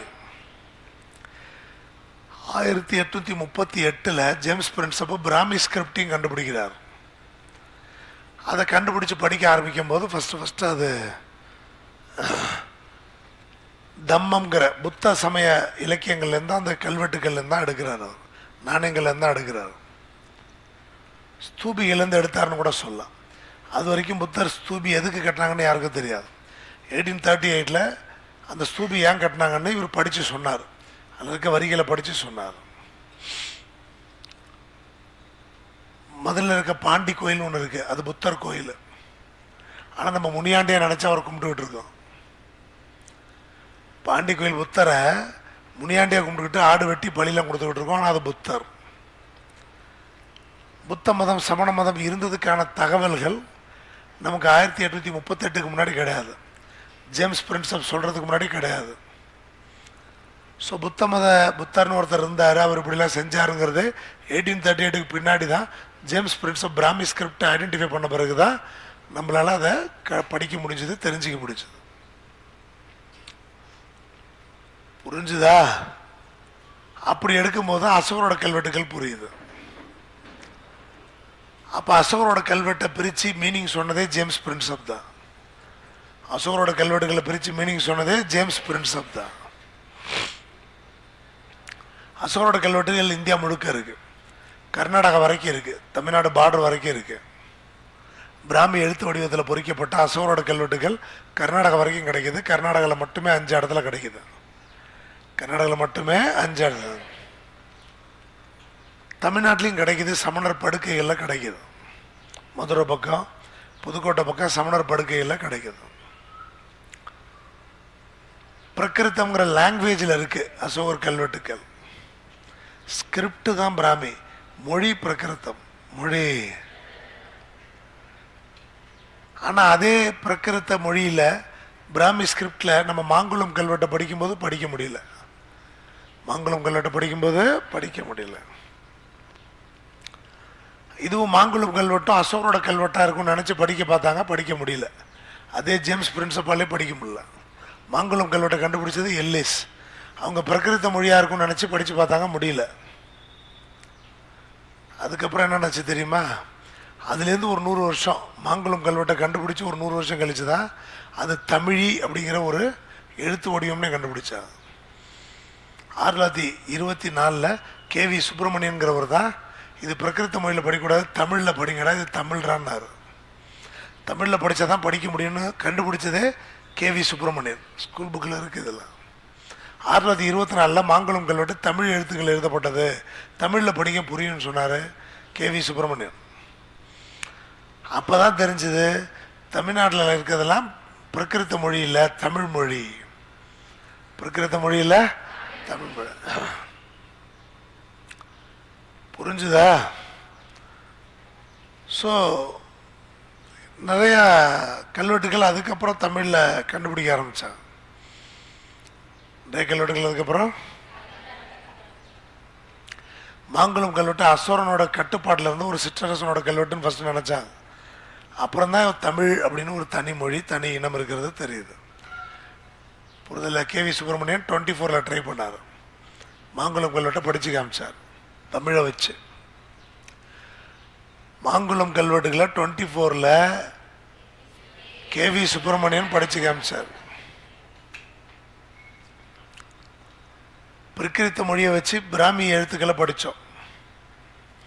பிரகிருத்த மொழியை வச்சு பிராமியை படித்தோம். இது தமிழில் படித்தாதான் இதையும் படிக்க முடியும்னு சொல்லி KV சுப்பிரமணிய ஐயர் சொன்னார். எப்போ? 1924. அப்போ தான் தெரியுது தமிழி அப்படிங்கிற ஒரு வகையான எழுத்து இந்தியா முழுக்க பயன்படுத்தப்பட்டிருக்கு. ஆனால் பல வடிவங்களில், பல மொழிக்கான வடிவங்களில் பயன்படுத்தப்படுது.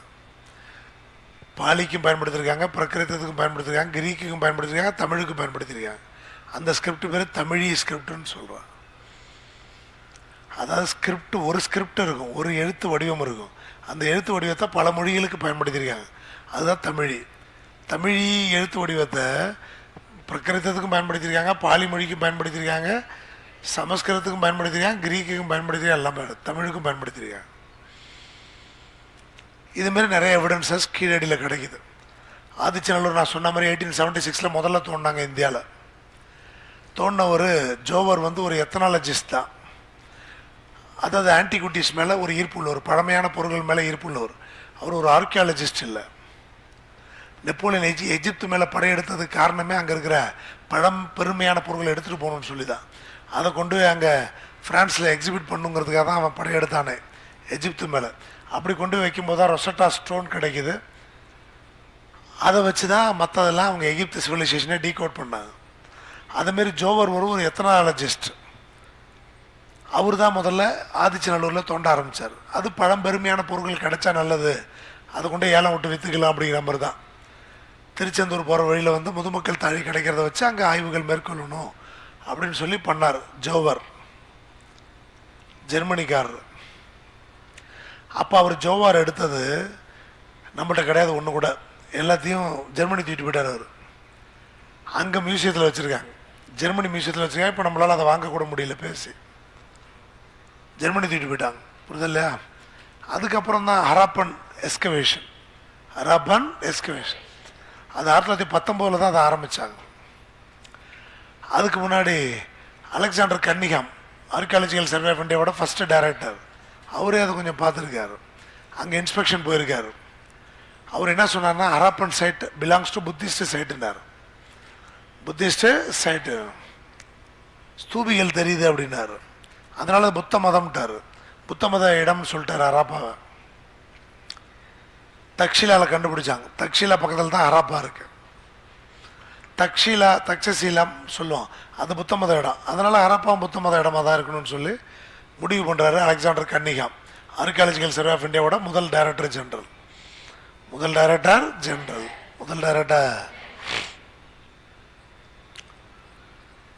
புரியுது இல்லையா?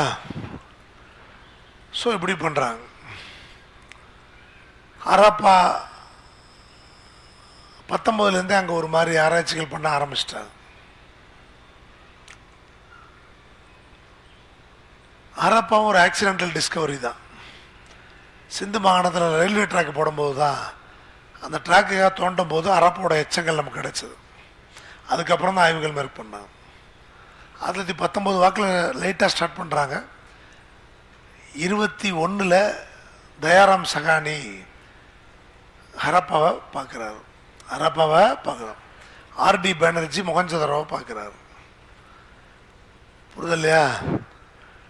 தயாராம் சகானி ஹராப்பாவையும் ஆர்டி பானர்ஜி வந்து மொகஞ்சதரையும் பார்க்குறாரு.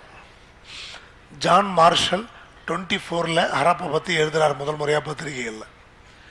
ஜான் மார்ஷல் முதல் முறையாக ஹராப்பா பற்றி பத்திரிகைகள் எழுதுகிறாங்க. ஜான் மார்ஷல் அதை பற்றி எழுதும்போதே சொல்கிறாரு, ஹராப்பாவை கட்டமைச்சது திராவிடர்களாக இருக்கலாம்னு சொல்கிறார். நம்மளை சொல்கிறார், அது இருக்கிறது பாகிஸ்தானில், அதை கட்டமைச்சது நம்பன்றார். 13 லட்சம் ஸ்கொயர் கிலோமீட்டரில் அந்த பரப்பளவில் அந்த நாகரிகம் இப்போ இருக்குது. புரியுது இல்லையா? ஸோ ராஜஸ்தான், ஹரியானா, குஜராத், இப்படி 10,000க்கு மேற்பட்ட ஹராப்பன் சைட்ஸை கண்டுபிடிச்சிருக்காங்க. ஹராப்பா நாகரிகம், மொகஞ்சதரோ நாகரிகம், சிந்து சமூலி நாகரிகம், எப்படி சொன்னாலும் ஒன்று தான். ஹராப்பா நாகரிகம், மொகஞ்சதரோ நாகரிகம், சிந்து சமூலி நாகரிகம், எப்படி சொன்னாலும் ஒன்று தான். கிரிகோரிங்கிறவர் இண்டஸ்னு ஒரு புக் எழுதியிருக்கார். அதில் டீட்டெயிலாக அதை பற்றி பதிவு பண்ணியிருக்காங்க. நிறையா புக்கு இருக்குது. இண்டஸோட பரப்பளவு 13 லட்சம் ஸ்கொயர் கிலோமீட்டர்னு சொல்கிறாங்க. மேலே ஆப்கானிஸ்தானில் ஆரம்பித்து இங்கே இந்த பக்கம் யமுனை வரைக்கும் வரும். அதுமாரி ஸ்வாட் வேலின்னு சொல்லுவோம், பாகிஸ்தான் பக்கம் ஸ்வாட் வேலி. இந்த மலாலா யூசுப்சாய் கூட ஸ்வாட் வேலின்னு சொல்லியிருப்பேன். மலாலா யூசுப்சாய் கூட ஸ்வாட் வேலி பகுதி சார். அங்கேருந்து ஆரம்பித்து தைமாபாத் மகாராஷ்டிரா வரைக்கும் வரும். அங்கே ஆரம்பித்து மகாராஷ்டிராவில் தைமாபாத் வரைக்கும் வரும். ஸோ 100 ஆண்டு அதை ஆராய்ச்சி பண்ணிக்கிட்டு இருக்கோம். 19 ஆரம்பிச்சு அது மாதிரி தான் இப்போ கீழடி கண்டுபிடிச்சிருக்கோம். இது தொடக்கம்தான். இண்டஸ் வேலி 19 20 ஆரம்பித்து இப்போ வரைக்கும் இப்படி ஆராய்ச்சி பண்ணுறோமோ அதுமாதிரி கீழடி இப்போ தான் ஆரம்பிச்சே இருக்கும். ஆரம்பமே அது அதிரி புதிரியாக செய்திகளை கொடுக்குது. ஹரப்பா கூட பழைய பொருள்கள் கிடைக்குது. புரிதல். அப்போ இன்னும் 100 வருஷம் ஆராய்ச்சி பண்ணோம்னா உலகத்தோட முதல் மனிதன் தமிழன்கிறது ப்ரூஃப் ஆகிடுன்னு சொல்கிறாங்க. உலகத்தோட முதல் மனிதன் என்னது? தமிழ். ஸ்டார்டிங்கே அதிரி புதிரியாக இருக்குன்றான். புரியுதா இல்லையா? சயின்டிஃபிக்காக மெஷர் பண்ணுறதை ஆரம்பித்து வச்சது அமர்நாத் ராமகிருஷ்ணன் கீழடியில். ஜான் மார்ஷலாக இருந்தாலும் சரி, அதுக்கு முன்னாடி செஞ்சவங்களாக இருந்தாலும் சரி, அலெக்சாண்டர் கன்னிங்ஹாமாக இருந்தாலும் சரி, அவங்க சயின்டிஃபிக்காக பண்ணல. முதல்ல ஒரு சயின்டிஃபிக் ஆர்கியாலஜிக்கல் எக்ஸ்கவேஷனை பண்ணணுன்னு இந்தியாவில் மார்டிமர் வீலர் தான் ஆரம்பிக்கிறார். ஃபஸ்ட்டு சயின்டிஃபிக் ஆர்கியாலஜிக்கல் எக்ஸ்கவேஷன் ஆரம்பிக்கிறவர் மார்டிமர் வீலர். அதை அவர் சோதித்து பார்த்த இடம் அரிக்கமேடு. இந்தியாவிலே முதல் முறையாக அறிவியல் ரீதியாக ஆராய்ச்சி ஆரம்பித்த இடம் அரிக்கமேடு. அமர்நாத் ராமகிருஷ்ணன் கீழடியை சயின்டிஃபிக்காக செஞ்சுருக்கார். மார்டிமர் வீலரை ஃபாலோ பண்ணி. மார்டிமர் வீலரை புரிதல் இல்லையா? சயின்டிஃபிக்காக பண்ணும்போது தான் நமக்கு எல்லாமே கரெக்டாக கிடைக்கும். இப்போ கீழடியும் சயின்டிஃபிக்கலாக பண்ணுறதுனால தான் நமக்கு பழமை தெரியுது. ஆதிச்சநல்லூரும் சயின்டிஃபிக்காக பண்ணியிருந்தால் நமக்கு இன்னும் பழமை தெரிஞ்சிருக்கணும்னு சொல்கிறாங்க. மார்டிமர் வீலர் அரிக்கமேட்லேயும் அதை பண்ணார், கொண்டு போய் ஹராப்பாலையும் பண்ணுறாரு அதே சயின்டிஃபிக் மெத்தடில். இந்தியா பிரிவினை ஏற்பட்டதுனால அங்கே அவரால் கம்ப்ளீட் பண்ண முடியல மார்டிமர் வீலரால். ஸ்டாட்டிக்கல் மெத்தடுன்னு அதை சொல்லுவாங்க. ஸ்டாட்டிக்கல் மெத்தட். அரிக்கமேட்டில் அதை நல்லா பயன்படுத்தினார். பட் ஹராப்பால் ஒரு பார்ட்டிஷனால் செய்ய முடியல. இந்தியா பாகிஸ்தான் பிரிஞ்சதுனால செய்ய முடியல. கேவி சவுந்தரராஜன் ஒருத்தர் இருக்கார். கேவி அவரும் இதில் ஆராய்ச்சி பண்ணியிருக்கார். சங்க இலக்கியங்களில் பூம்புகாரை பற்றி சொல்கிறாங்க. ஆனால் காவேரி பூம்பட்டினம் எங்கே இருக்குன்ற தகவல் நம்மள்ட்ட இல்லை. காவேரி பூம்பட்டினம் சொல்லப்படுற காவேரி ஆறு கடலில் கலக்கிற இடத்துல ஆய்வுகள் மேற்கொள்ளணும்னு பண்ணாங்க. அங்கே ஒரு தொல்லியல் மேடு இருக்கிறதுக்கான எந்த ஒரு சாத்தியக்கூறும் இல்லை. அங்கே காவேரி போய் கடலில் கலக்கிற பூம்புகாரில் புரிதல். அங்கே போய் எதுவும் பண்ண முடியல. சின்ன சின்ன தொல்லியல் மேடுகள் பக்கத்தில் கிராமத்தில் கிடைச்சதே ஒழிய அதிகமாக ஒன்றும் கிடைக்கல. எங்கே? பூம்புகார் சைடு. தொல்லியல் மேடுகள் இல்லை, ஆனால் பல தொல்லியல் எச்சங்களை கண்டுபிடிக்கிறாங்க. தொல்லியல் எச்சங்கள் கிடையாது. பூம்புகார் இப்போ பூம்புகார்னு எதை சொல்கிறோமோ இப்போ அங்கே புத்த விகாரங்கள் கிடைச்சிருக்கு. புத்த விகாரங்கள் ஒரு பெரிய பூம்புகாரில் தொல்லியல் மேடாக கிடைக்கல. ஆனால் பக்கத்தில் கிடைச்ச தொல்லியல் எச்சங்களை வச்சு இப்போ இருக்க பூம்புகார் தான் சங்க இலக்கியத்தில் சொல்லப்படுற காவேரி பூம்பட்டினம் அப்படின்னு கெஸ் பண்ணுறாங்க. ஆனால் காவேரி பூம்பட்டினம் சுனாமியால் அழிஞ்சதுன்னு மணிமேகலையில் இருக்குது. ஆனால் அதுக்குரிய எவிடன்ஸ் இன்னும் நமக்கு கிடைக்கல. அதுக்குரிய ஆர்கியாலஜிக்கல் எவிடன்ஸ் இன்னும் கிடைக்கல. ஆழ்கடலில் போய் ஆய்வு செஞ்சால் தான் அதுக்குரிய எவிடன்ஸ் மேபி கிடைக்கலாம். காவேரி பூம்பட்டினம் கடலுக்குள்ளே போயிருக்கலாம். அங்கே போய் தேடினா கிடைக்கிறதுக்கு வாய்ப்பு இருக்குது. புரியுது இல்லையா? அப்போ சங்க இலக்கியங்களில் சொல்லப்படுற பட்டினப்பாளையில் சொல்லப்படுற உருத்திரங்கண்ணனார் பாடுன பட்டினப்பாளையில் இருக்கிற காவிரி பூம்பட்டினம் தான் பூம்புகாரா? ஆனால் அங்கே தான் காவிரி போய் கலக்குது. நேஷ்னல் இன்ஸ்டியூட் ஆஃப் ஓஷனாகிராஃபியும் ராஜகுருன்ற ஒருத்தர் தலைமையில் கமிட்டி போட்டு ஆராய்ச்சி பண்ணாங்க. ராஜகுரு என்ன சொல்கிறேன்னா, இந்திய கடல் பகுதிகளில் ஒரு 2 கிலோமீட்டர்லேருந்து 4 கிலோமீட்டர் வரைக்கும் கடல் பரப்பு மாற்றங்கள் ஏற்பட்டிருக்கு அப்படிங்கிறார். இந்தியாவோட கடல் பரப்பில் 2 to 4 கிலோமீட்டர்ஸ் கடல் பரப்பில் மாற்றம் இருக்குன்றார். அப்படின்னா சுனாமி பல முறை நம்ம கடலை தாக்கியிருக்கு, அது மூலமாக அந்த பகுதியில் அழிஞ்சிச்சு அப்படின்னு சொல்கிறார் Rajaguru. National institute of ocean டெக்னாலஜியோட சயின்டிஸ்ட் கோவாவில் இருக்கிறது. அவங்க வந்து இங்கே ஆராய்ச்சி பண்ணாங்க. இன்னும் நம்ம உள்ளே போய் கடல் ஆய்வுகள் நிறையா பண்ணணும். அப்போ தான் உறுதிப்படுத்த முடியும் காவேரி பூம்பட்டினம் தான் பூம்புகார்னு. அதோட தன்மை எங்கே இருந்துச்சு எல்லாமே பார்க்கணும். பட் உள்ளே போய் ஆராய்ச்சி பண்ணுற அளவுக்கு எக்ஸ்பர்டைஸ் நம்மள்ட்ட இல்லைன்னு சொல்கிறாங்க. உள்ளே முங்கி உள்ளே போய் ஆராய்ச்சி பண்ணுற டிரைவர்ஸே நம்மள்ட்ட இல்லைங்கிறாங்க. உள்ளே போய் முங்கி ஆராய்ச்சி பண்ணுற டிரைவர்ஸே இல்லை. அதே மாதிரி தான் ஆதிச்சநல்லூர் 1876 தோண்டினாங்க. அதுக்கப்புறம் அலெக்சாண்டர் ரியா வந்து 1889 1889 தோன்றாரு. 1904 தோன்றாரு அலெக்சாண்டர் ரியா. அப்புறம் சத்தியமூர்த்தி 2005 தான் வராரு. பெரிய கேப் ஆகிடுது. இன்னும் ஆதிச்சநல்லூர் தோன்றும், பட் பெரிய கேப் விடுது அங்கங்கே. ஆதிச்சநல்லூருங்கிறது ஒரு சுடுகாடு, புதைப்பிடம். அங்கே புதைச்சவங்க எங்கே வாழ்ந்தாங்க அப்படிங்கிறது தேடிக்கிட்டு இருக்கோம். அங்கே புதைச்சவங்க எங்கேயாவது ஒரு இடத்துல வாழ்ந்துருக்கணும்ல, அது எங்கே அப்படிங்கிறதுக்கு எவிடன்ஸ் இல்லை. பெரிய சுடுகாடு, 150 ஏக்கரில் சுடுகாடு, 150 ஏக்கரில் சுடுகாடு. அப்போ அவ்வளோ பெரிய சுடுகாடுன்னா எவ்வளோ பெரிய ஏரியாவில் மக்கள் வாழ்ந்துருப்பாங்க, புரிதல் அப்படி. ஸோ நம்மளோட தமிழர்கள் பார்த்தீங்கன்னா எந்த இடம் பயன்படாதோ அந்த இடம் தான் சுடுகாடாக வச்சுருந்துருக்காங்க. அங்கே போய் வாழ முடியாத இடத்த சூஸ் பண்ணி சுடுகாடாக வச்சுருந்துருக்காங்க. அந்த இடத்த எதுக்கு பயன்படாதோ அதனால் அதை சுடுகாடாக வச்சுருந்துருக்காங்க. அப்போ பயன்படாத இடமே அப்படி நமக்கு கிடைக்குதுன்னா அப்போ வாழ்ந்த இடம் பயன்பட்ட இடமா இருந்திருக்கும். அது எப்படி இருந்திருக்கும், எப்படி இருந்திருக்கும், புரியுது இல்லையா? லேட்ரைட் பெட்டுன்னு சொல்லுவோம், ஆற்றுப்படுகை, லேட்ரைட்டு பெட்டு. எவ்வளோ ஹேபிடேஷன் சைட்ஸு தமிழ்நாட்டில் அழிஞ்சு போச்சு, வாழ்ந்த இடங்கள். ஹேபிடேஷன் சைட்னா வாழ்ந்த இடங்கள், புரிதல. நல்ல வளமான பகுதியில் வாழ்ந்தாங்கன்றதுனால அங்கே புதைஞ்சு போயிட்டாங்க அவங்க. மேலே மேலே வளமாக நம்ம பயிர் பண்ணிக்கிட்டே இருக்கோம். அதனால் நம்மளால் அங்கே ஆராய்ச்சி பண்ணவே முடியல. பயிர் பண்ணுற இடத்துல போய் ஆராய்ச்சி பண்ணணும்னு தோண்டுனா கொடுப்பான விவசாயி லேண்டை? கொடுக்க மாட்டான். ஸோ ஃபெர்டைலான பிளேசஸில் வாழ்ந்துருக்காங்க, இன்ஃபெர்டைல் பிளேசஸில் சுடுகாடு இருந்திருக்கு. அதனால் சுடுகாடு அப்படியே இருக்குது, நம்மளால் அங்கே போய் ஆராய்ச்சி பண்ண முடியுது. வளமான பகுதிகளில் மக்கள் குடியேறிட்டாங்க, விவசாயம் பண்ணுறாங்க, நம்மளால் ஆராய்ச்சி பண்ண முடியல, நம்மளால் ஆராய்ச்சி பண்ண முடியும். ஸோ அபண்டன்ட் சைட்ஸு அதிகமாக இருக்குது நார்த் இந்தியாவிலலாம். இங்கே அதிகமான அபண்டன்ட் சைட்ஸ் இல்லை. உட்காருப்பா. மெட்ராஸை சுற்றி 70 பரியல் சைட்டு கிடச்சிருக்கு. பரியல்னால் சுடுகாடு, பரியல் சைட்னா சுடுகாடு. அவ்வளோ புதைவிடங்கள் 70 இருக்குது மெட்ராஸ் சுற்றி. பாதுகாத்து வச்சுருக்கோம் ஏஎஸ்ஐ மூலமாக, ஆர்கியாலஜிக்கல் சர்வே ஆஃப் இந்தியா மூலமாக.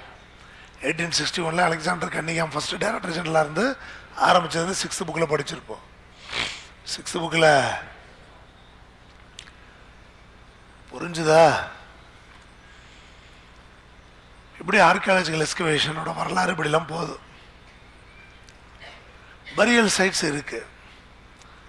Who was the builder of that burial site? அந்த பரியல் சைட்டை கட்டினவர் யார் தெரியாது. நம்மளோட புதைவிடங்கள் நிறையா இருக்குது. ஆனால் அந்த புதைப்பிடல் இருந்தால் கண்டிப்பாக வாழ்விட பகுதியும் இருக்கணும், ஹேபிடேஷன் சைட்டு இருக்கணும். பரியல் சைட் இருக்குன்னா ஹேபிடேஷன் சைட்டு இருக்கணும். ஹேபிடேஷன் சைட் இல்லாமல் பரியல் சைட்டு வர்றதுக்கு வாய்ப்பு இல்லை. அப்போ வாழ்வியல் சைட்ஸை கண்டுபிடிக்காட்டி புதைவிடங்களை பற்றி நம்மளால் புரிஞ்சிக்க முடியாது. அந்த எலும்பு கூட வச்சு என்ன வயசுன்னு கண்டுபிடிக்கலாம், அவ்வளோதான். தமிழ்நாட்டில் எங்கே பார்த்தாலும் பரியல் சைட்டு தான் தோண்டியிருக்காங்க, ஹேபிடேஷன் சைட்டே தோண்டல. தான் தோன்றி, கொடுமணல் எல்லாம் பரியல் site, சாலூர் பரியல் site, Amirthamangalam பரியல் site, Athirampakkam கொஞ்சம் பேலியோலித்திக் சைட்டாக இருக்குது. பெரும்பாலும் நம்ம தோண்டது 90% பரியல் சைட்டு தான் தோண்டியிருக்கோம். தோண்டிட்டு நம்ம என்ன சொல்லுவோம், கருப்பு சிவப்பு பானை கிடச்சிருச்சுன்னா இது இரும்பு காலம்னு சொல்லி முடிச்சிருவோம். கருப்பு சிவப்பு பானை கிடச்சா நம்ம கதை முடிஞ்சுது. என்னது, சங்க காலம்னு சொல்லி முடிச்சிருவோம், இரும்பு காலம்னு சொல்லி முடிச்சிருவோம், அவ்வளோ. புரியுது இல்லையா? நம்ம தமிழ் கலாச்சாரத்தை பெருங்கற்கால கலாச்சாரம்னு சொல்லுவாங்க. தமிழ் கலாச்சாரத்தை பெருங்கற்கால கலாச்சாரம்னு சொல்லுவாங்க. பெருங்கற்கால நம்ம தமிழ்நாட்டில் பெரும்பாலும் கிடைக்கிறது மெகாலித்திக் சைட்ஸ்ன்னு சொல்லுவோம், பெருங்கற்கால இடங்கள்னு சொல்லுவோம். பெரிய பெரிய கல்லாம் நட்டு வைப்பாங்க, அதான் பெருங்கற்காலம். அது 200 BC சேர்ந்ததுன்னு சொல்கிறாங்க. பெருங்கற்கால் கிடைக்கிறதெல்லாம் தமிழ்நாட்டில் 200 BCன்னு சொல்கிறாங்க. என்னன்னு சொல்கிறாங்க, 200 BC.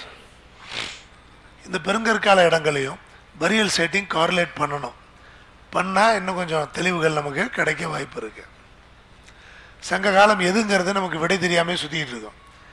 இருக்கிற எவிடன்ஸ் வச்சு நம்ம ஆளுகளை எழுதி வச்சது 3 to 3, சில பேர் 2 to 2, சில பேர் 6 to 6, அவன் ஒன்று சொல்லிகிட்டு இருக்கான். பெரும்பாலான அவங்க சொல்கிறது 3 to 3, கிமு 3 to கிபி 3. ஆனால் பெருங்கற்காலத்தையும் பரியல் சைட்ஸையும் இணைச்சி ஆராய்ச்சி பண்ணால் நமக்கு ஒரு விடிவு காலம் கிடைக்கும்னு சொல்கிறோம். இந்த குழப்பங்கள்லாம் சரி பண்ணுறதுக்காக தேர்ந்தெடுக்கப்பட்ட இடம் தான் வைகை. அப்படிதானே வின்சி? சங்க காலத்தில் சங்க இலக்கியத்தினால் போற்றப்பட்ட நதி தான் வைகை. பரிபாடலில் 29 பாட்டு வைகைக்காக இருக்கு. பரிபாடலில் 29 பாட்டு வைகைக்காக இருக்கு. பரிபாடலில் 29 பாட்டு எதுக்காக இருக்குது? வைகைக்காக மட்டும். அவ்வளோ சிறப்பு மிக்க நதியாக வைகை இருந்திருக்கு.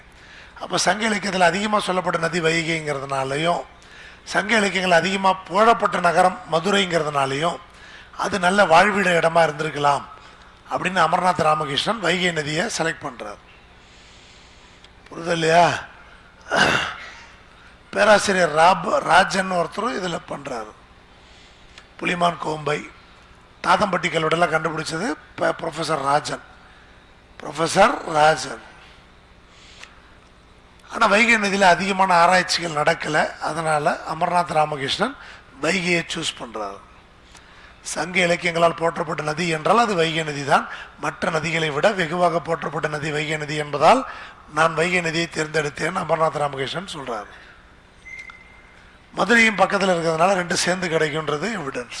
பட் மதுரையில் ஃபுல்லாக மக்கள் செட்டில் ஆகிட்டாங்க. ஒரு வீட்டை போய் இடித்து கீழே தோண்ட முடியாது. அதனால் அட்லீஸ்ட் பக்கத்தில் ஒரு 12 கிலோமீட்டர் தான் மதுரையிலேருந்து. அப்போ கிடைக்க வாய்ப்பு இருக்குது. மதுரையை சுற்றி சமணப்படுக்கைகள் 27 இடங்கள் இருக்குது. மதுரையை சுற்றி 27 பாறை கல்வெட்டு இருக்குது. சமணர்கள் அதிகமாக வாழ்ந்துருக்காங்க. அதோட வயசை பார்த்தீங்கன்னா 2500 பிசிக்கு போகுது. 2500 பிசி போகுது. ஆனால் மதுரைக்குள்ளே எந்த எவிடன்ஸும் கிடைக்கல. சுற்றி 27 சமணர் படுக்கைகள் கல்வெட்டு. மீனாட்சி அம்மன் கோயிலில் கல்வெட்டு இருக்குது. அது போனால் கிபி 9 தான் காட்டுது. கிபி 9 தான் பழசேங்க. மீனாட்சி அம்மன் கோயிலுக்குள்ளே கல்வெட்டை பார்த்தா கிபி 9 தான். இப்போ தான் நம்ம தஞ்சாவூர் கோயில் கட்டின காலகட்டம் தான் வச்சுக்கலாம். நம்ம இது 11ஆவது நூற்றாண்டு. தஞ்சாவூர் கோயில் அது இப்போ 9ஆம் நூற்றாண்டு. மதுரை மீனாட்சி இப்போ தஞ்சாவூர் கோயிலுக்கு முன்னாடி ஒரு 200 ஆண்டுகள் முன்னாடியே மதுரை மீனாட்சி கோயில் கட்டியிருக்காங்க. அது தெரியுது. அதனால் அவ்வளோதான் நம்ம தமிழர்களோட காலமா அப்படின்னா கிடையாது. இன்னும் நிறையா இருக்குன்றதுனால தான் வைகை நதியில் ஆராய்ச்சி பண்ண முடிவு பண்ணுறாங்க. கிட்டத்தட்ட 3000 ஆண்டுகளாக நமக்கு தெரிஞ்சு தொடர்ந்து இயங்குகிற நகரம் மதுரை. புரிதல்லையா? என்னது 3000 ஆண்டுகளாக சிலப்பதிகாரத்தில் மதுரை, நெடுநல் வாடையில் மதுரை, மதுரை காஞ்சினே ஒரு நூல் இருக்கு. மதுரை காஞ்சின்னு 1934 மதுரையில் இருக்க கோட்டையை பிளாக்மேன் ஒருத்தர் உடைக்கிறார், கலெக்டர். அந்த கோட்டையை உடைச்சி விரிவுபடுத்தும் போது சில விஷயங்கள் அவங்களுக்கு தெரியுது.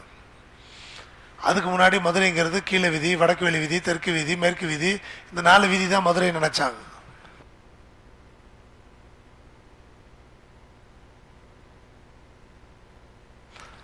அந்த மதுரையில் இருந்த ஒரு கோட்டையை உடைச்சார் பிளாக்மேன்ற கலெக்டர்.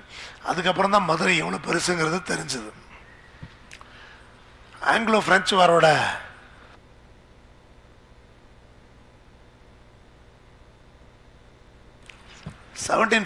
காலகட்டத்தை சேர்ந்த மதுரை பற்றின ஒரு மேப் இப்போ கிடச்சிருக்கு.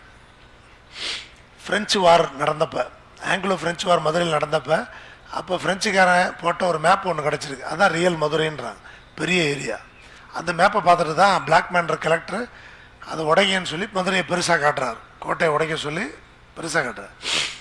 அப்போ 3000 ஆண்டுகளாக செயல்படுற ஒரு நகரத்தை பற்றி ஆராய்ச்சி பண்ணுமா இல்லையா மதுரையை பற்றி அப்படின்னு சொல்லி அமர்நாத் ராமகிருஷ்ணன் முடிவு பண்ணுறாரு. புரிதல? அப்போ வெறும் மதுரைன்னு சொல்லாமல் வைகை நதியில் இருக்க எல்லா ஊரையும் பண்ணலான்னு சொல்லுது. ராஜனோ கேவி சுப்பிரமணியனோ பார்சியலாக தான் அதை பார்த்துருக்காங்க, முழுசாக பார்க்கல. ராஜனும் கேவி சுப்பிரமணியனும் இப்போ முழுசாக வைகை நதி ஆராய்ச்சி பண்ணலான்னு யோசித்தது யார்? அமர்நாத் ராமகிருஷ்ணன். 2013-14 அதுக்கு ஒரு வாய்ப்பு கிடைச்சி அவர் பண்ணுறாரு. அமர்நாத் ராமகிருஷ்ணன் பெங்களூர் எக்ஸ்கவேஷன் பிரான்ச்சுக்கு ஆஃபீஸராக வராரு 13-14. அப்போ அதிகாரிகள் இல்லை, ஆர்கியாலஜிஸ்ட் இல்லை, அப்பாயின்மெண்ட் இல்லை, கம்மியான பேர் தான் இருக்காங்க. பெங்களூரில் உருவாக்கப்பட்ட அகழ்வாராய்ச்சி பிரிவு சும்மா கிடந்துச்சு. புரிதல? தென்னிந்தியாவுக்குன்னு தனியாக ஒரு அகழ்வாராய்ச்சி பிரிவு 2001 தான் ஆரம்பித்தாங்க. 2001 வரைக்கும் சவுத் இந்தியாவுக்குன்னு ஒரு அகழ்வாராய்ச்சி பிரிவு இல்லை. 1861 ஆரம்பித்த archaeological survey of India south இந்தியாவுக்குன்னு ஒரு பிரான்ச்சே போடலை. தோண்டுனா அவங்க வரலாறு பின்னாடி போயிடும், நம்ம வரலாறு முன்னாடி போயிடும். அதனாலேயே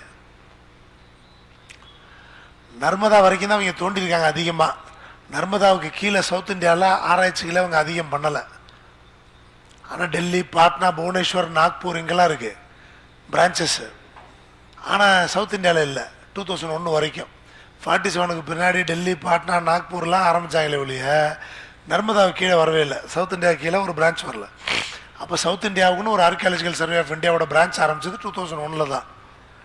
2001 ஆரம்பித்து 2010 தான் அது செயல்பாட்டுக்கே வருது. செயல்பாட்டுக்கே கர்நாடகாவில் ஒரு நியோலித்திக் சைட்டு முதல்ல அவங்க ஆராய்ச்சி பண்ணாங்க. அதோட ஹெட் குவார்ட்டர்ஸ் பெங்களூர். சவுத் இந்தியாவுக்குன்னு ஆர்கியாலஜிக்கல் சர்வே ஆஃப் இந்தியாவோட பிரான்ச்சோட ஹெட் குவார்ட்டர்ஸ் பெங்களூர். முதல்ல கர்நாடகாவில் ஒரு நியோலித்திக் சைட்டை பண்ணுறாங்க 2010 வாக்கில். புரியுது இல்லையா? அதுக்கப்புறம் ஆந்திராவில் பொட்டிபுல்லுங்கிற இடத்துல ஆராய்ச்சி பண்ணுறோம். பொட்டிபுல் ஸ்ரீவைகுண்டம் பக்கத்தில் அதை ஆராய்ச்சி பண்ணுறோம். அது பல்லவர் கால கோட்டை ஒன்று அப்படி பண்ணதில் கிடச்சிது, பல்லவர் கால கோட்டை. அதுக்கப்புறம் அதிகாரிகள் இல்லை, எம்ப்ளாயீஸ் இல்லை, லேபர்ஸ் இல்லை. பேருக்கு பெங்களூரில் ஒரு பிரான்ச்சு செயல்படுது ஆர்கியாலஜிக்கல் சர்வே ஆஃப் இந்தியா. அந்த நேரத்தில் தான் அமர்நாத் ராமகிருஷ்ணன் அங்கே வராரு. வந்து நம்ம எதாவது செய்வோம், தமிழர் அவர் நம்ம எதாவது செய்வோன்றார். 13-14 வாக்கில் அவர் வந்து நம்ம எதாவது செய்வோம்னு நினைக்கிறார். தமிழ்நாட்டில் ஆல்ரெடி இந்த ஆதிச்சநல்லூர் அரிக்கமேட்டில் கொஞ்சம் பண்ணியிருக்காங்க, வேறு எங்கேயும் சரியாக பண்ணலை. அப்போ தான் அவர் வைகையை பற்றி முழுமையான தரவுகளை சேர்க்கணும், ஆய்வுகள் செய்யணும்னு முடிவு பண்ணி முடிக்க விடுறாரு. வைகை கிட்டத்தட்ட 250 கிலோமீட்டர் நீளமுள்ள நதி. வெஸ்டர்ன் காட்ஸில் வெள்ளிமலை பக்கத்தில் ஆரம்பித்து கடலில் ஆற்றங்கரை அப்படிங்கிற இடத்துல போய் கடலில் கலக்கும். தென்மதுரை வைகை ஆற்றில் காலை வைச்ச நல்ல நாளில் 8 பட்டி ஊரு சனன்னு பாட்டெலாம் இருக்கு. வைகை நதி ஓரம் பொன் மாலை நேரம்னு பாட்டெலாம் இருக்கு. ஸோ ஃபஸ்ட்டு 250 கிலோமீட்டரு அவ்வளோத்தையும் ஆராய்ச்சி பண்ண முடியாது. அதனால் ஒரு 10 ஸ்கொயர் கிலோமீட்டர் மட்டும் ஃபஸ்ட்டு எடுத்து ஆராய்ச்சி பண்ணலான்னு அமர்நாத் ராமகிருஷ்ணன் முடிவு பண்ணுறாரு. எல்லா ஊருக்கும் போய் விசிட் பண்ணுறாங்க அவங்க டீம். 600 ஊர்களை விசிட் பண்ணுறாங்க. வைகை நதியை ஒட்டி இருக்கிறது. டோப்போ ஸ்கெட்சு உருவாக்குறாங்க. 1 இன்ச்சு 4 கிலோமீட்டர்னு வச்சு ஒரு டோப்போ ஸ்கெட்சு உருவாக்குறாங்க. 1 இன்ச்சு 4 கிலோமீட்டர்ஸ்னு அசியூம் பண்ணி ஒரு மேப் உருவாக்குறாங்க. சேட்டலைட் பிக்சர்ஸ் எடுக்கிறாங்க. எபிகிராஃபிக்கல் ஸ்கெச்சஸ் வச்சு ஸ்டடி பண்ணுறாங்க. வைகையோட 2 பக்கமும் 290 இடங்களில் தொல்லியல் எச்சங்கள் கிடச்சிது. இவங்க இப்படி பண்ணதில் 293 இடங்களில் தொல்லியல் எச்சங்கள் கிடச்சிது. சாதாரணமாகவே தோண்டாமையே 250 கிலோமீட்டர் தான் லென்த். அதில் 293 இடத்துல தொல்லியல் எச்சங்கள் கிடச்சிருக்குன்னா அப்போ தோண்டுனா நிறையா கிடைக்குமே அப்படின்னு யோசிக்கிறாங்க. குழந்தைங்க விளையாடும்போது கிடைக்கிற பொம்மை அப்படி கிடைச்சதே எவ்வளோ கிடச்சிருக்கு? 293 சைட்டில் மண்ணில் போய் விளையாடுவாங்க கிராமத்தில். அப்போ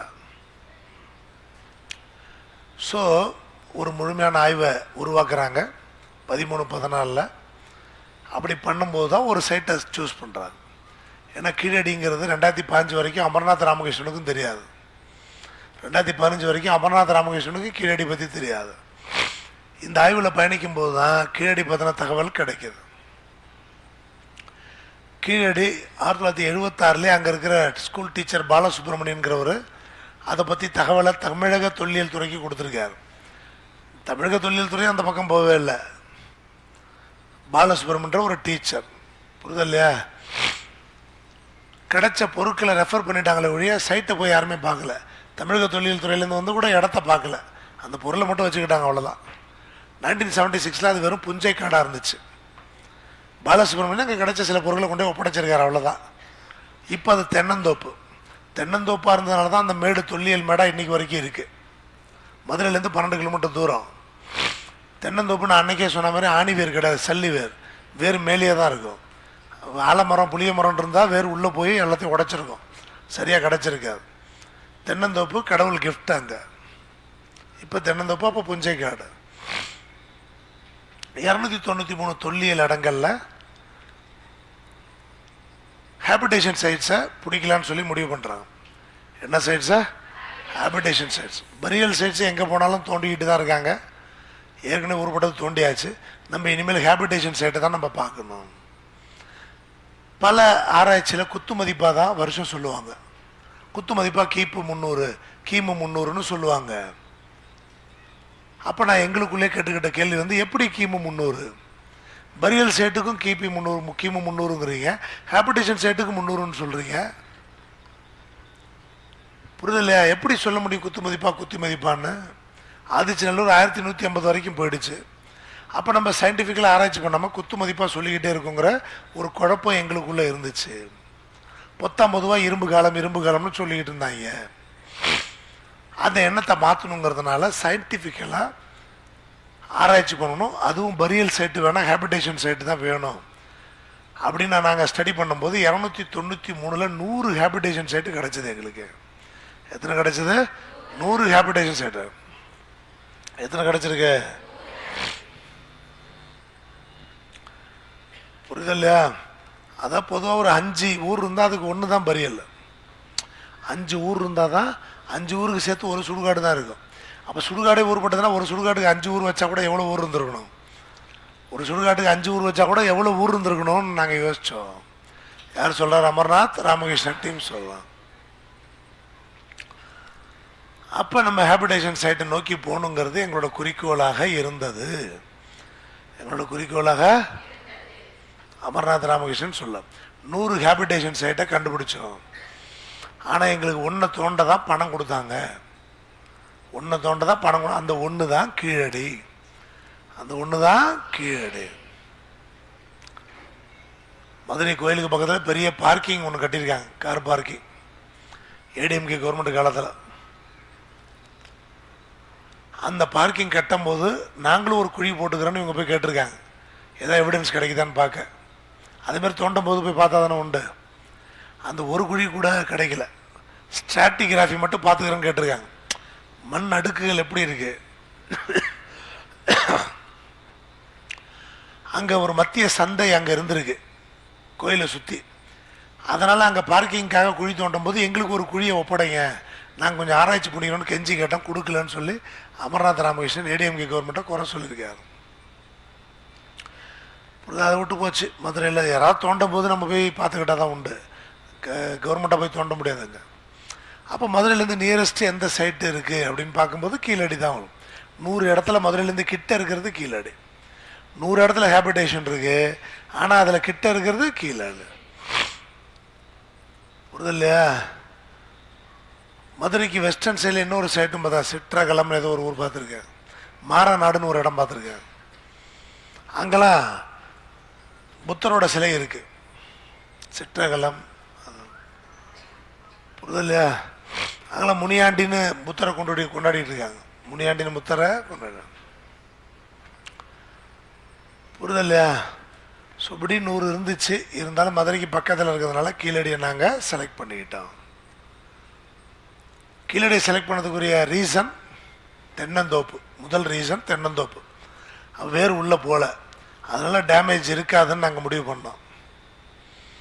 அந்த தென்னை மரங்கள் 40 வருஷத்துக்கு முன்னாடி தான் நடப்பட்டுச்சுன்னு நாங்கள் கண்டுபிடிச்சிட்டோம். அந்த ஊரில் இருக்க பெரியவங்க, நிலம் கொடுத்தவங்க, தென்னந்தோப்பு நட்டவங்களாம் சோனைன்னு ஒருத்தர் இருக்கார், மானைன்னு ஒருத்தர் இருக்கார், 90 வயசில் இருக்காங்க. அவங்க தான் சொன்னாங்க, இது ஒரு புஞ்ச காடு தான், இப்போ இருக்க மேட்டரோட உயரமாக இருந்துச்சு, நாங்கள் தான் விவசாயம் பண்ணுறோன்னு கரைச்சிக்கிட்டே வந்துட்டோம். அதுக்கப்புறம் தான் தென்னை மரத்தை நட ஆரம்பித்தோம் அப்படின்னு ஊர் பெரியவங்களாம் உயிரோட 90 வயசுக்கு மேலே உயிரோடு இருந்தவங்க சொன்னதை வச்சு தான் நாங்கள் அந்த சைட்டை செலக்ட் பண்ணுறோங்கிறாரு அமர்நாத் ராமகிருஷ்ணன்.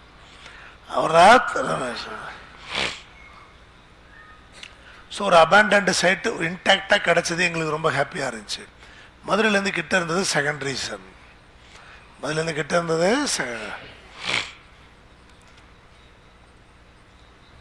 லண்டனில் கிடைக்கிற ஸ்டோன் இன்ச்சஸ் மாதிரி இங்கேயும் நிறைய கிடைக்குது. பரியல்ஸ், மெனியல்ஸ், 60s இதெல்லாம் வார்த்தைக்கு விளக்கம் கொடுத்துருப்பாங்க. தெரியாதே, அட்டன் பண்ணதே தெரியாது, உனக்கு படித்தானு தெரியாது. 60 ஹிஸ்ட்ரி புக்கில் மெனியல்லாம் என்ன, நடுகள்லாம் என்ன அப்படி இருக்கும். பரியல்னா நடுகள்லாம் என்னன்னு இருக்கும். புரியுது இல்லையா?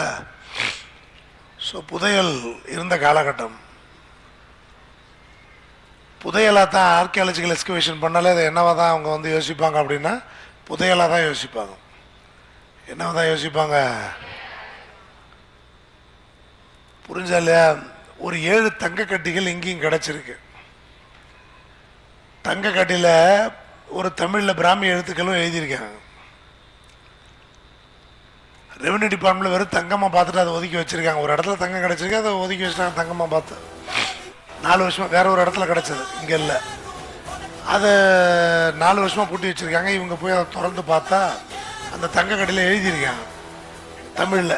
அதை உடனே டாக்குமெண்ட் பண்ணி சஜஸ்ட் பண்ணியிருக்காங்க. இது ரேர் இன் தி கேஸ், இந்தியாவில் கூட கிடைக்காது எங்கேயுமே. காயினில் கிடச்சிருக்கு, பானைகளில் கிடச்சிருக்கு. ஒரு தங்க கட்டியில் தமிழ் எழுத்துக்கள் கிடச்சது இதுதான் ஃபஸ்ட் டைமு. மதுரை பக்கம் எங்கேயாவது கிடச்சி, அதாவது தேரூர் நினைக்கிறேன் அது கிடச்சது. எங்கே? தேரூர். தேனூர் எங்கே? தேனூருங்கிற இடத்துல தங்க கட்டி கிடச்சிருக்கு. அதை கண்டுபிடிச்சவன் டிபார்ட்மெண்ட்டை ஒப்படைச்சிட்டான். அவங்க பூட்டி வச்சுருக்கேன். அதில் இருக்க எழுத்துக்களை அமர்நாத் ராமகிருஷ்ணன் போயிட்டு ஆராய்ச்சி பண்ணுறாரு. புரிதல்லையா? அப்போ மாங்குளம் கல்வெட்டுகள் அரிட்டாப்பட்டி கல்வெட்டுக்கு ஈக்குவலாக இந்த தேனூர்லேயும் இந்த எழுத்து வடிவம் இருக்குது. புரிதல்லையா? அந்த தங்க கட்டியை கொண்டு போய் மெட்ராஸ் மியூசியத்தில் வைக்க சொல்லி அமர்நாத் சொல்லியிருக்காரு. ஆனால் இன்னும் வைக்கல. தேனூரில் கிடைச்ச தங்க கட்டிகள், தேனூரில் கிடைச்ச தங்க கட்டிகள் அதில் எழுதியிருக்கு. அதில் எங்கே போனாலும் வயசான பெரியவங்க தான் ஹெல்ப் பண்ணியிருக்காங்க இவங்களுக்கு. அந்த ஊரில் போய் இறங்கிட்டோம்னா எங்களுக்கு எதுவும் தெரியாது, எங்களுக்கு எதுவும் தெரியாது. புரியுது இல்லையா? அப்போ அந்த பெரியவங்க தான் எங்களுக்கு இன்ஃபர்மேஷன் கொடுப்பாங்க. பொதுவாக அது ஓட்டாஞ்சலின்னுவாங்க, ஓடா கிடக்குது போய் பாருங்கன்னுவாங்க. இவர் பார்த்து இவர் வீடு கட்டும்போது அவர் பேர், இந்த வீட்டை கட்டினது யாருன்னே தெரியாது அப்படிலாம் சொல்லுவாங்க. வருஷ நாட்டுக்கு மேலே வந்து சீலமுத்தையாபுரம்னு ஒரு ஊர், அங்கே போய் எக்ஸ்ப்ளோர் பண்ணும்போது ஒரு பெரியவர் எங்களே பார்த்துக்கிட்டு இருந்தார்.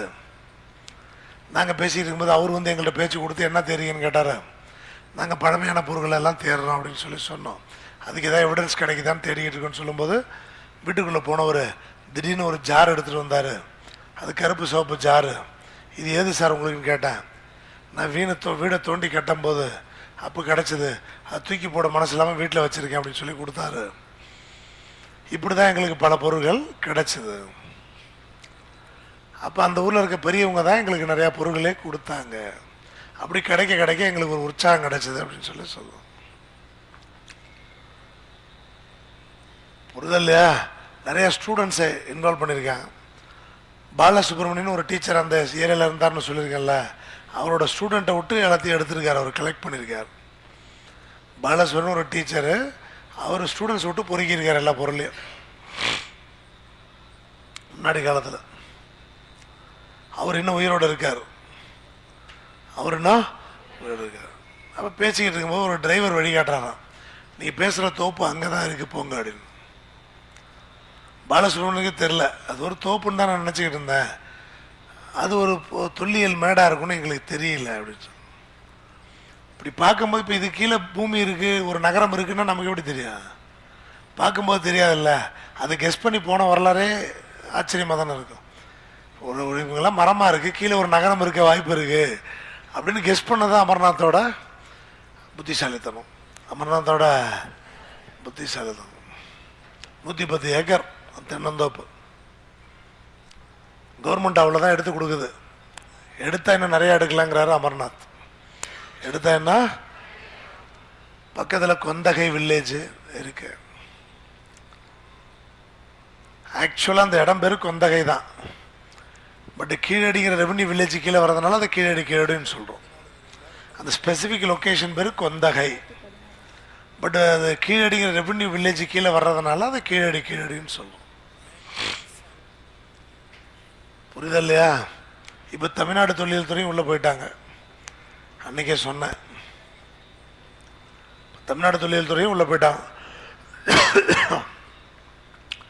74 கார்னெலியன் பீடு எடுத்திருக்காங்க ஒரே பரியல்ல.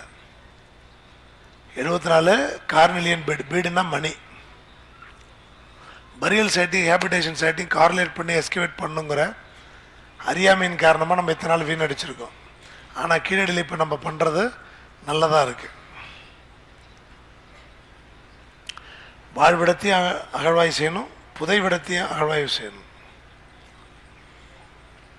அவங்க பயன்படுத்தின பொருட்கள் நிறைய எங்கே கிடைக்கும்? பரியல் சைட்டில் கிடைக்கும். அவங்கள புதைக்கும் போது அவங்க பயன்படுத்தின பொருளையும் சேர்த்து வச்சு புதைக்கிறது பழக்கம். நம்ம தான் இப்போ மோதிரத்தெல்லாம் கட்டிட்டு விடுறோம் பணம் போகும்போது. அதோட மதிப்பு கருதி அப்போ மோதிரம் போயிடும் பாடியோடைய. நகை போட்டிருந்தாலும் நகை போயிடும் பாடியோடைய. அப்போ பாடி கிடைக்கும்போது அதோட பொருள்களும் சேர்த்து கிடைக்கும். அதெல்லாம் அதையும் இதையும் கார்லேட் பண்ணுறது தான் அவசியம்னு சொல்கிறான். இந்த 110 ஏக்கருமே 2% தாங்கிறாரு அமர்நாத். புரிதல்? அதுலேயும் ஆராய்ச்சி பண்ணது 2% தான். அப்போ அவர் பண்ணும்போது இப்போ அது ஒரு 10% வரைக்கும் வந்திருக்குன்னு அன்றைக்கி சொன்னேன். இப்போ அது எவ்வளோ வரைக்கும் பண்ணியிருக்காங்க? ஏன்னா அமர்நாத்தை தான் 2 கட்டத்தோடு கட்டி விட்டாங்க. அவர் ஓவராக பேசுகிறாருன்ட்டு 2 கட்டத்தோடு கட்டி விட்டாங்க. எங்கேருந்து? கீழடியில். புரியுதா இல்லையா? 2 வருஷம் 2% தான் 110 ஏக்கரில் பண்ணாங்க அவர் இருக்கும்போது. இப்போ தமிழ்நாடு உள்ளே போயிருக்கு, எல்லாம் பல கட்டங்கள் நடந்திருக்கு. அப்போ 10%. அப்போ டோட்டலாக என்ன பண்ணலான்னா 10%. ஆர்கியாலஜிக்கல் டிபார்ட்மெண்ட்டு சென்ட்ரல் கவர்மெண்ட்லேயும் இருக்குது, ஸ்டேட் கவர்மெண்ட்லேயும் இருக்குது. இப்போ பண்ணுறது கிரிட் சிஸ்டம் படி பண்ணுறேன். கிரிட்னா கட்டமாக போட்டு அதுக்குள்ளே ஒரு கட்டத்தில் என்ன கிடைக்குதுன்னு மார்க் பண்ணுறது. கிரிட் சிஸ்டத்தின்படி கீழடியில் ஆராய்ச்சி பண்ணுறாங்கன்னு இப்போ சொல்கிறாங்க. மார்டிமர் வீலர் தான் அதை கொண்டு வந்தவர். மார்டிமர் வீலர் அரிக்கமேட்டில் கொண்டு வந்தார். இப்போ எல்லாருமே கிரிட் சிஸ்டத்தில் ஃபாலோ பண்ணுறாங்க இந்தியா முழுக்க. மார்டிமர் வீலர் கொண்டு வந்தது. மார்டிமர் வீலர் கொண்டு வந்தது. புரிஞ்சுதா? புரிஞ்சுதா?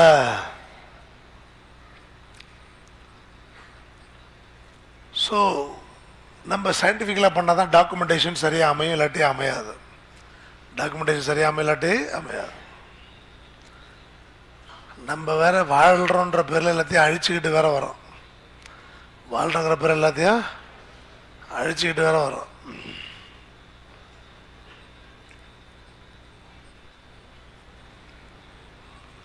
புரிஞ்சுதா?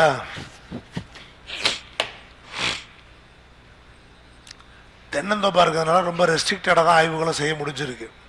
எங்கே இடம் கிடைக்குதோ அங்கே தான் ஆய்வு செஞ்சுருக்காங்க. ஆய்வு செஞ்சால் கூட அந்த இடங்கள் பாதிப்பு இல்லாமல் செய்யணும். ஏன்னா எல்லாமே ப்ரைவேட் லேண்டு, கவர்மெண்ட் லேண்டு எதுவுமே கிடையாது. தனிநபர்கள்ட்ட தான் வரும். 40 பேர்கிட்ட அந்த 110 ஏக்கர், 40 பேர்கிட்ட 1 ஏக்கர் 2 ஏக்கராக வாங்கி தான் அக்ரிமெண்ட் போட்டு தான் விலைக்கும் வாங்கலை. உங்களுக்கு நிலத்துக்கு பிரச்சனை இல்லாமல் நாங்கள் திருப்பி ஒப்படைச்சிருவோம்னு சொல்லி ஆராய்ச்சி பண்ணுறாங்க. திருப்பி லேண்டை விவசாயிகளே கொடுத்துருவோன்னு சொல்லி பண்ணுறாங்க. புரியுது இல்லையா? திருப்பி கொடுத்துருவோன்னு. திருப்பி தொல்லியல் மேடுன்னு பார்த்தோம்னா மிகச்சிறந்த தொல்லியல் மேடாக கிடச்சிருக்கிறது கீழடி. இந்தியாவிலே ஆழம் 6 மீட்டர் வரைக்கும் போகும்போதே நிறைய கிடச்சிருது. 6 மீட்டர் ஒரு 18 அடி போகிறதுக்குள்ளே கிடச்சிருது. மீன்சி லெவல்லேருந்து சிலைமான்கிற இடம் 115 மீட்டர் உயரம். இந்த வைகை நதி வந்து பார்த்தீங்கன்னா படகு போக்குவரத்துக்கு பயன்படுத்தப்பட்ட நதின்னு சொல்லுவாங்க. அது இல்லைங்கிறாரு அமர்நாத். கடல் மட்டத்துலேருந்து 115 மீட்டர் உயரத்தில் இருக்குது சிலைமான். படகு மேலே ஏறாதுங்கிறாங்க. படகு மேலே நதிக்கரையை ஒட்டி பயணிச்சிருப்போம். படகு போக்குவரத்து வைகையில் நடந்திருக்கிறதுக்கு வாய்ப்பு இல்லைங்கிறாங்க. கடல் மட்டத்தை ஒப்பிட்டு சிலைமான் கடல் மட்டத்திலேருந்து 115 மீட்டர் உயரத்தில் இருக்கிற இடம்.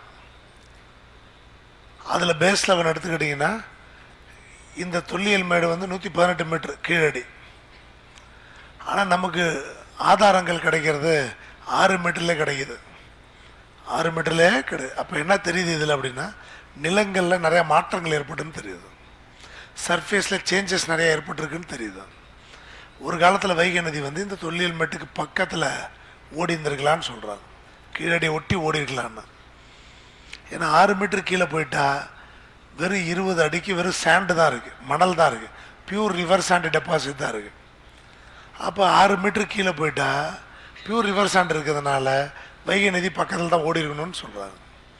ரிவர் ஒன்றா தானே ரிவர் சாண்ட் இருக்காங்க. அதுக்கு மேலே அந்த நதியை அழித்து மேலே மேலே மேலே நம்ம கட்டடம் கட்டி வாழ்ந்துருக்கோம். இப்போ காவிரியை ஒட்டி வீடு கட்டி வாழ்கிறோம்ல, அப்படி. அப்போ நதி கீழே போய்டும், வீடு மேலே இருக்கும். அதான் மேடுங்கிறது. அதான் என்னது? மேடு. அதனால் கீழே ரிவர் சாண்டு தான் இருக்குது. அப்போ 6 மீட்டருக்கு மனுஷன் அதுக்கு மேலே மண்ணை கொட்டி வாழ்ந்துருக்கான். நதியை ஒட்டி வாழணும்னு வாழ்ந்துருக்கேன். ஆனால் இப்போ தள்ளி போயிடுச்சு, நிறையா தள்ளி போயிடுச்சு. வைகை உள்ள கீழடியிலேருந்து நிறையா உள்ளே போயிடுச்சு. அது ஜாகிரபிக்கல் சேஞ்சஸ். அப்போ இந்த கீழடியில் இருக்கிற தொல்லியல் மேட்டுக்கு மிக அருகில் வைகை நதி ஓடினதுக்கு ஒரு எவிடன்ஸ் கண்டுபிடிச்சிருக்கு. அமர்நாத் உருவாக்கின ரிப்போர்ட்டே கொடுக்கல, வெளியிடலை. அப்புறம் ரொம்ப கோர்ட்டில் கேஸ்லாம் போட்டு தான் அப்புறம் தான் வெளியிட்டாங்கன்னு அன்றைக்கே சொன்னேன். நிறைய கேஸ் போட்டு தான் 982 பேஜுக்கு அமர்நாத் ரெடி பண்ணார். எல்லா தகவலும் அதில் இருக்குது. ஒவ்வொரு பொருளும் எந்த அளவில் கிடச்சிது அப்படிங்கிறத ரொம்ப ஸ்பெசிஃபிக்காக குறித்து கொடுத்துருக்காங்க. லேட்டிடியூடு லாஞ்சிடியூடோட குறித்து கொடுத்துருக்காங்க, இங்கே தான் அது கிடச்சிதுன்னு. நிறைய செக்ஷனாக பிரித்து அந்த கீழடி ஃபோட்டோஸ் விட தோண்டின ஃபோட்டோஸ் புரிதல. இதை இன்னும் ஸ்டடி பண்ணணும்னு அமர்நாத் இன்னும் சொல்லிகிட்டே இருக்கார். அவரை ட்ரான்ஸ்ஃபர் பண்ணிட்டாங்க, ஆனால் இன்னும் அவர் சொல்லிட்டே இருக்காங்க நிறையா கிடைக்கும்னு சொல்லிட்டு இருக்காங்க. எடுத்த உடனே ஒரு வாழிட பகுதி கிடைக்குது. அந்த வாழிட பகுதியில் கட்டடம் கிடைக்குமான்னு தெரியலை. ரெண்டாவது கட்டத்தில் தோண்டும் போது கட்டிட பகுதி கிடச்சிது, வியப்பாக இருந்துச்சு. பில்டிங்கோட ஸ்ட்ரக்சர் கிடைக்குது. அப்போ கட்டிட பகுதி எப்படி அப்படின்னு சொல்லி ஆராய்ச்சி பண்ணோம். கட்டிட கிடைச்சதுனால அதை டேமேஜ் பண்ண முடியல, அதுக்கு கீழே போக முடியல.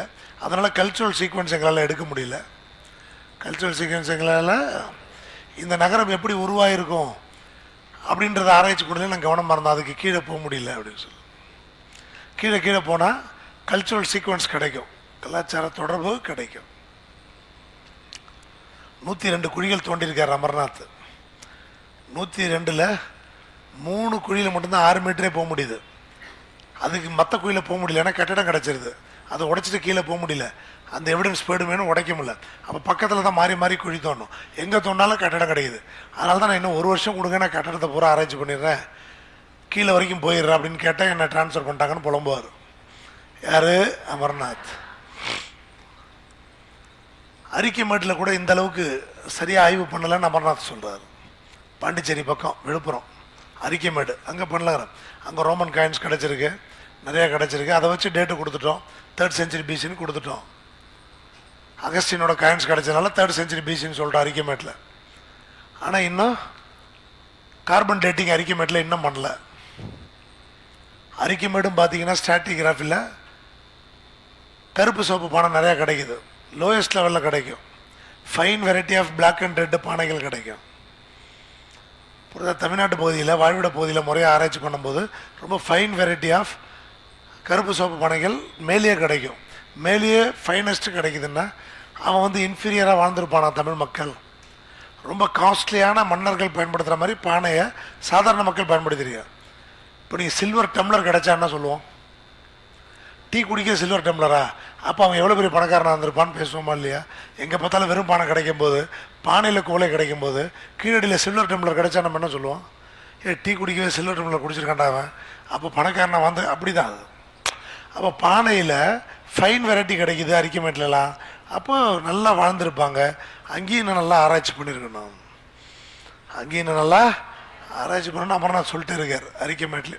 இப்படி சொல்லிக்கிட்டே இருக்காருன்னா அவரை துரத்தி விட்டாங்க. போடா, நீங்கள் இருந்தால் ரொம்ப பேசுகிற, இங்கே இருக்க வேண்டாம் போடான்ட்டார். மோடியே துரத்தி விட்டார். சடங்குக்கு பயன்படுத்தின பானை, வீட்டுக்கு யூஸ் பண்ண பானைன்னா பல பானை இருக்குது.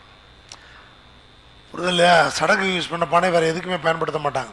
அது தோண்டி கிடைக்கும்போது ஃப்ரெஷ்ஷாக கிடைக்கும்.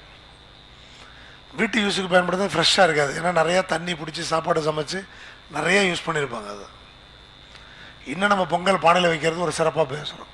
இன்னும் கிராமங்களில் பானைகள் பயன்படுத்துறது இருக்குது. எவ்வளோ மெட்டல்ஸ் கண்டுபிடிச்சாலும் கூட, எவ்வளோ மெட்டல்ஸை கண்டுபிடிச்சோம். அந்த பானைகளில் காஸ்ட்லியான பானைகள்லாம் உண்டு. காஸ்ட்லியான மேலேயே கிடைக்குது கருப்பு சோப்பு பானைகள் கீழடியிலையும். புரியுது இல்லையா? ஒரு ஸ்டோரேஜ் குடோன் மாதிரி இருக்குது, அதுக்குள்ளே பானைகள் வச்சுருக்காங்க. அதுக்கு கீழே போனால் மணல், அது கீழே போனால். அப்போ நம்ம நல்ல ஒரு கல்ச்சுரல் டெபாசிட் நமக்கு கிடைக்குது. அது இன்னும் டெப்த்தாக ஸ்டடி பண்ணணும். அதில் கிடைக்கிற ஒவ்வொரு லெவலில் கிடைக்கிற கார்பன்ஸ் எடுக்கணும். அதை எடுத்து நம்ம ஆராய்ச்சி பண்ணால் தான் காலத்தை துல்லியமாக கணக்கிட முடியும். ஸ்ட்ராட்டிகிராஃபின்னா அடுக்கடுக்காக இருக்கும் மண். பொதுவாகவே ஒவ்வொரு அடுக்கும் ஒரு காலத்தில் உருவாகிருக்கும், ஒவ்வொரு அடுக்கும் ஒரு காலத்தில் உருவாகிருக்கும். அதை ஸ்டடி பண்ணணும் கரெக்டாக, அதை ஸ்டடி பண்ணணும்.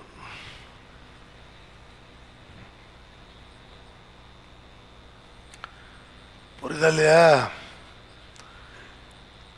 ரொம்ப நாள் வச்சிருக்க கூடாது. ஒரு பொருளை எடுத்துட்டா, ஒரு பொருளை கண்டுபிடிச்சி எடுத்துட்டா உடனே வந்து கார்பன் டேட்டிங்காக அனுப்பணும். கார்பன் டேட்டிங்காக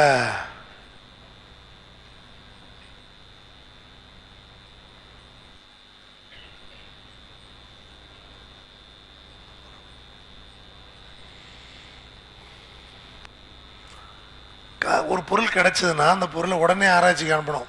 லேட் ஆச்சுன்னா கண்டாமினேட் ஆகிடுமா. கண்டாமினேட் ஆகிடுச்சுன்னா சரியான வயசு கண்டுபிடிக்க முடியாதுங்கிறாங்க. சரியான வயசை கண்டுபிடிக்க முடியாதுங்கிறாங்க. கீழடியில் ஒரு பரியலில் நெல் உம்மி கிடச்சிருக்கு. ஆதிச்சநல்லூரில் கிடைச்ச மாதிரி, ஹராப்பாவில் கிடைச்ச மாதிரி நெல் உம்மி கிடச்சிருக்கு. நெல் உம்மி. அந்த நெல் உம்மியை எடுத்து உடனே அனுப்பிச்சா அதோட வயசை கண்டுபிடிச்சிடலாம். எத்தனை வருஷத்துக்கு முன்னாடி அந்த நெல் உற்பத்தி ஆச்சுன்னு கண்டுபிடிச்சிடலாம். அதை உடனே அனுப்பாமல் வச்சுருக்காங்க வேணும்ன்ட்டு சென்ட்ரல் கவர்மெண்ட்டு, பிஜேபி கவர்மெண்ட்டு. அதனால் ரொம்ப லேட்டாக அனுப்பும்போது அதோட வயசு கம்மியாக தெரியுது. உடனே அனுப்பிச்சா அதோட வயசு கூட தெரியுங்கிறாங்க. அதுவும் சயின்டிஃபிக்கலாக ப்ரிசர்வ் பண்ணாமே அனுப்புகிறதா சொல்லலாம். புரிஞ்சுதா? ஸோ நெல் இருந்திருக்கு. அப்போ கீழடிலையும் நடந்திருக்கு, நெல் இருந்திருக்கு. ஆதிச்சநல்லூர் 1150 சொல்கிறாங்க, சிவகலை 1150ன்னு சொல்கிறாங்க, மயிலாடும்பாறை 2019 பிசியில். அப்போ நம்ம தமிழ்நாட்டிலே இவ்வளோ இடங்கள் இவ்வளோ வருஷத்துல எல்லாம் கிடைக்குது. இதெல்லாம் கட்டினவங்க இந்த பகுதியில் வாழ்ந்த மக்கள், இதில் உருவாக்கணும். அந்த மக்கள் எப்படி வாழ்ந்தாங்க, அவங்க வீடு எப்படி இருந்துச்சு, அரண்மனை எப்படி இருந்துச்சு, மன்னன் எப்படி இருந்தாரெலாம் ஆராய்ச்சி பண்ணணும்னு திருப்பி திருப்பி சொல்கிறோம். குஜராத் போனால் இதே மெகாலித்திக் ஸ்டைலில் அங்கேயும் புதைச்சிருக்காங்க. புதைச்சிட்டு மேலே பெரிய கல் நடுவாங்க. அதுதான் மெகாலித்திக். லித்திக்னா பாறை, மெகான்னா பெருசு, பெரிய பாறை தான் மெகாலித்திக். புரியுது இல்லையா? 5 மினிட்ஸ்ன்னு சொல்கிறேன். புரிஞ்சுதா? அப்படி நிறையா கிடச்சிக்கிட்டே இருக்கு. எங்கே கிடச்சிக்கிட்டே இருக்கு? கீழடியில் கிடச்சிக்கிட்டே இருக்கு. கீழடியில்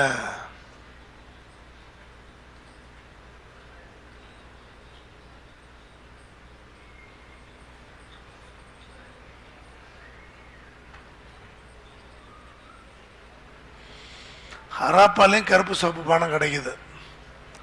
ஹராப்பாலையும்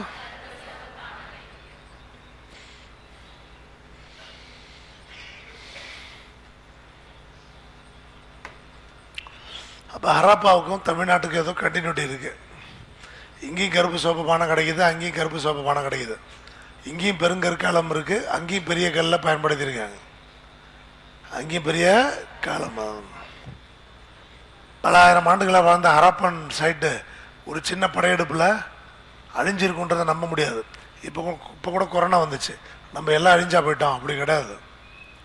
அப்போ ஹராப்பா எப்படி அழிஞ்சுது அப்படிங்கிறத நம்ம என்ன ஆராய்ச்சி பண்ணணும்.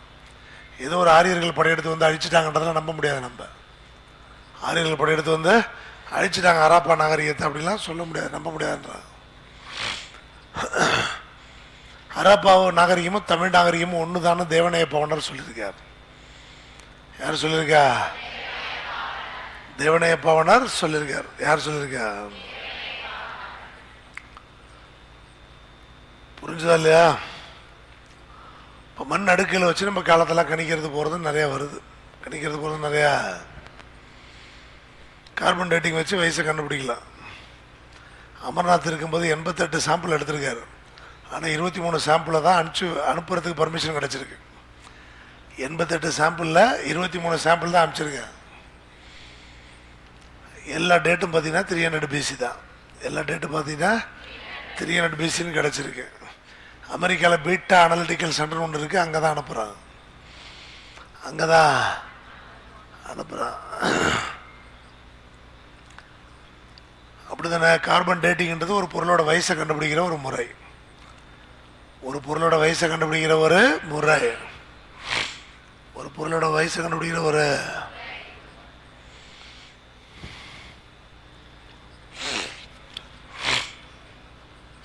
புரிஞ்சுதா? தேவனைய பவனரும் பரிதிமார் கலைஞர் இதுமாரி ஆளுகளை என்ன சொல்கிறாங்க? ஹரப்பா நாகரிகம் தான் தமிழர் நாகரிகம்னு சொல்லலாம். ஹரப்பா நாகரிகம் தான், ஹரப்பா நாகரிகம் தான், ஹரப்பா நாகரிகம் தான். எங்க ஆராய்ச்சி பண்ணது இது? எங்க ஆராய்ச்சி பண்ணது இது? கீழடி மாவட்டமா சொன்னா எந்த மாவட்டம்? சிவகங்கை மாவட்டம், சிவகங்கை. ஆனா மதுரைக்கு பக்கத்தில் இருக்கு. மதுரைக்கு கை கோடாரிகள் கிடைச்சிருக்கு. கை கோடாரிகள் மீசோலித்திக் பீரியடை சேர்ந்த காலங்கள் கிடைச்சிருக்கு. இது மீசோலித்திக் 7th century AD வரைக்கும் அங்கே வாழ்ந்திருக்கலாம் கீழடியிலன்னு சொல்லி கண்டுபிடிக்கிறாங்க. 7th century AD வரைக்கும், கிமுல ஆரம்பித்து 7ஆம் நூற்றாண்டு பிற்காலம் கிபி வரைக்கும் வாழ்ந்துரு. இருக்கிற மெட்டீரியல் வச்சு இதெல்லாம் இது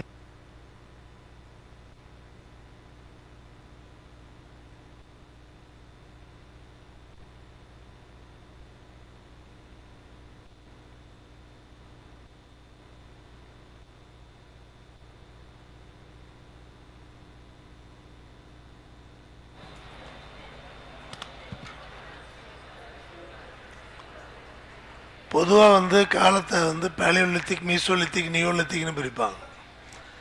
பேலியோலித்திக், மீசோலித்திக், நியோலித்திக் அது எல்லாமே கீழடியில் கிடைக்குதுங்கிறாங்க. பேலியோலித்திக், மீசோலித்திக், நியோலித்திக் எல்லாமே கீழடியில் கிடைக்குது. புரிஞ்சுதா? எங்க? கீழடியில். எங்க? எங்க? எல்லாருமே இங்கே வாங்க.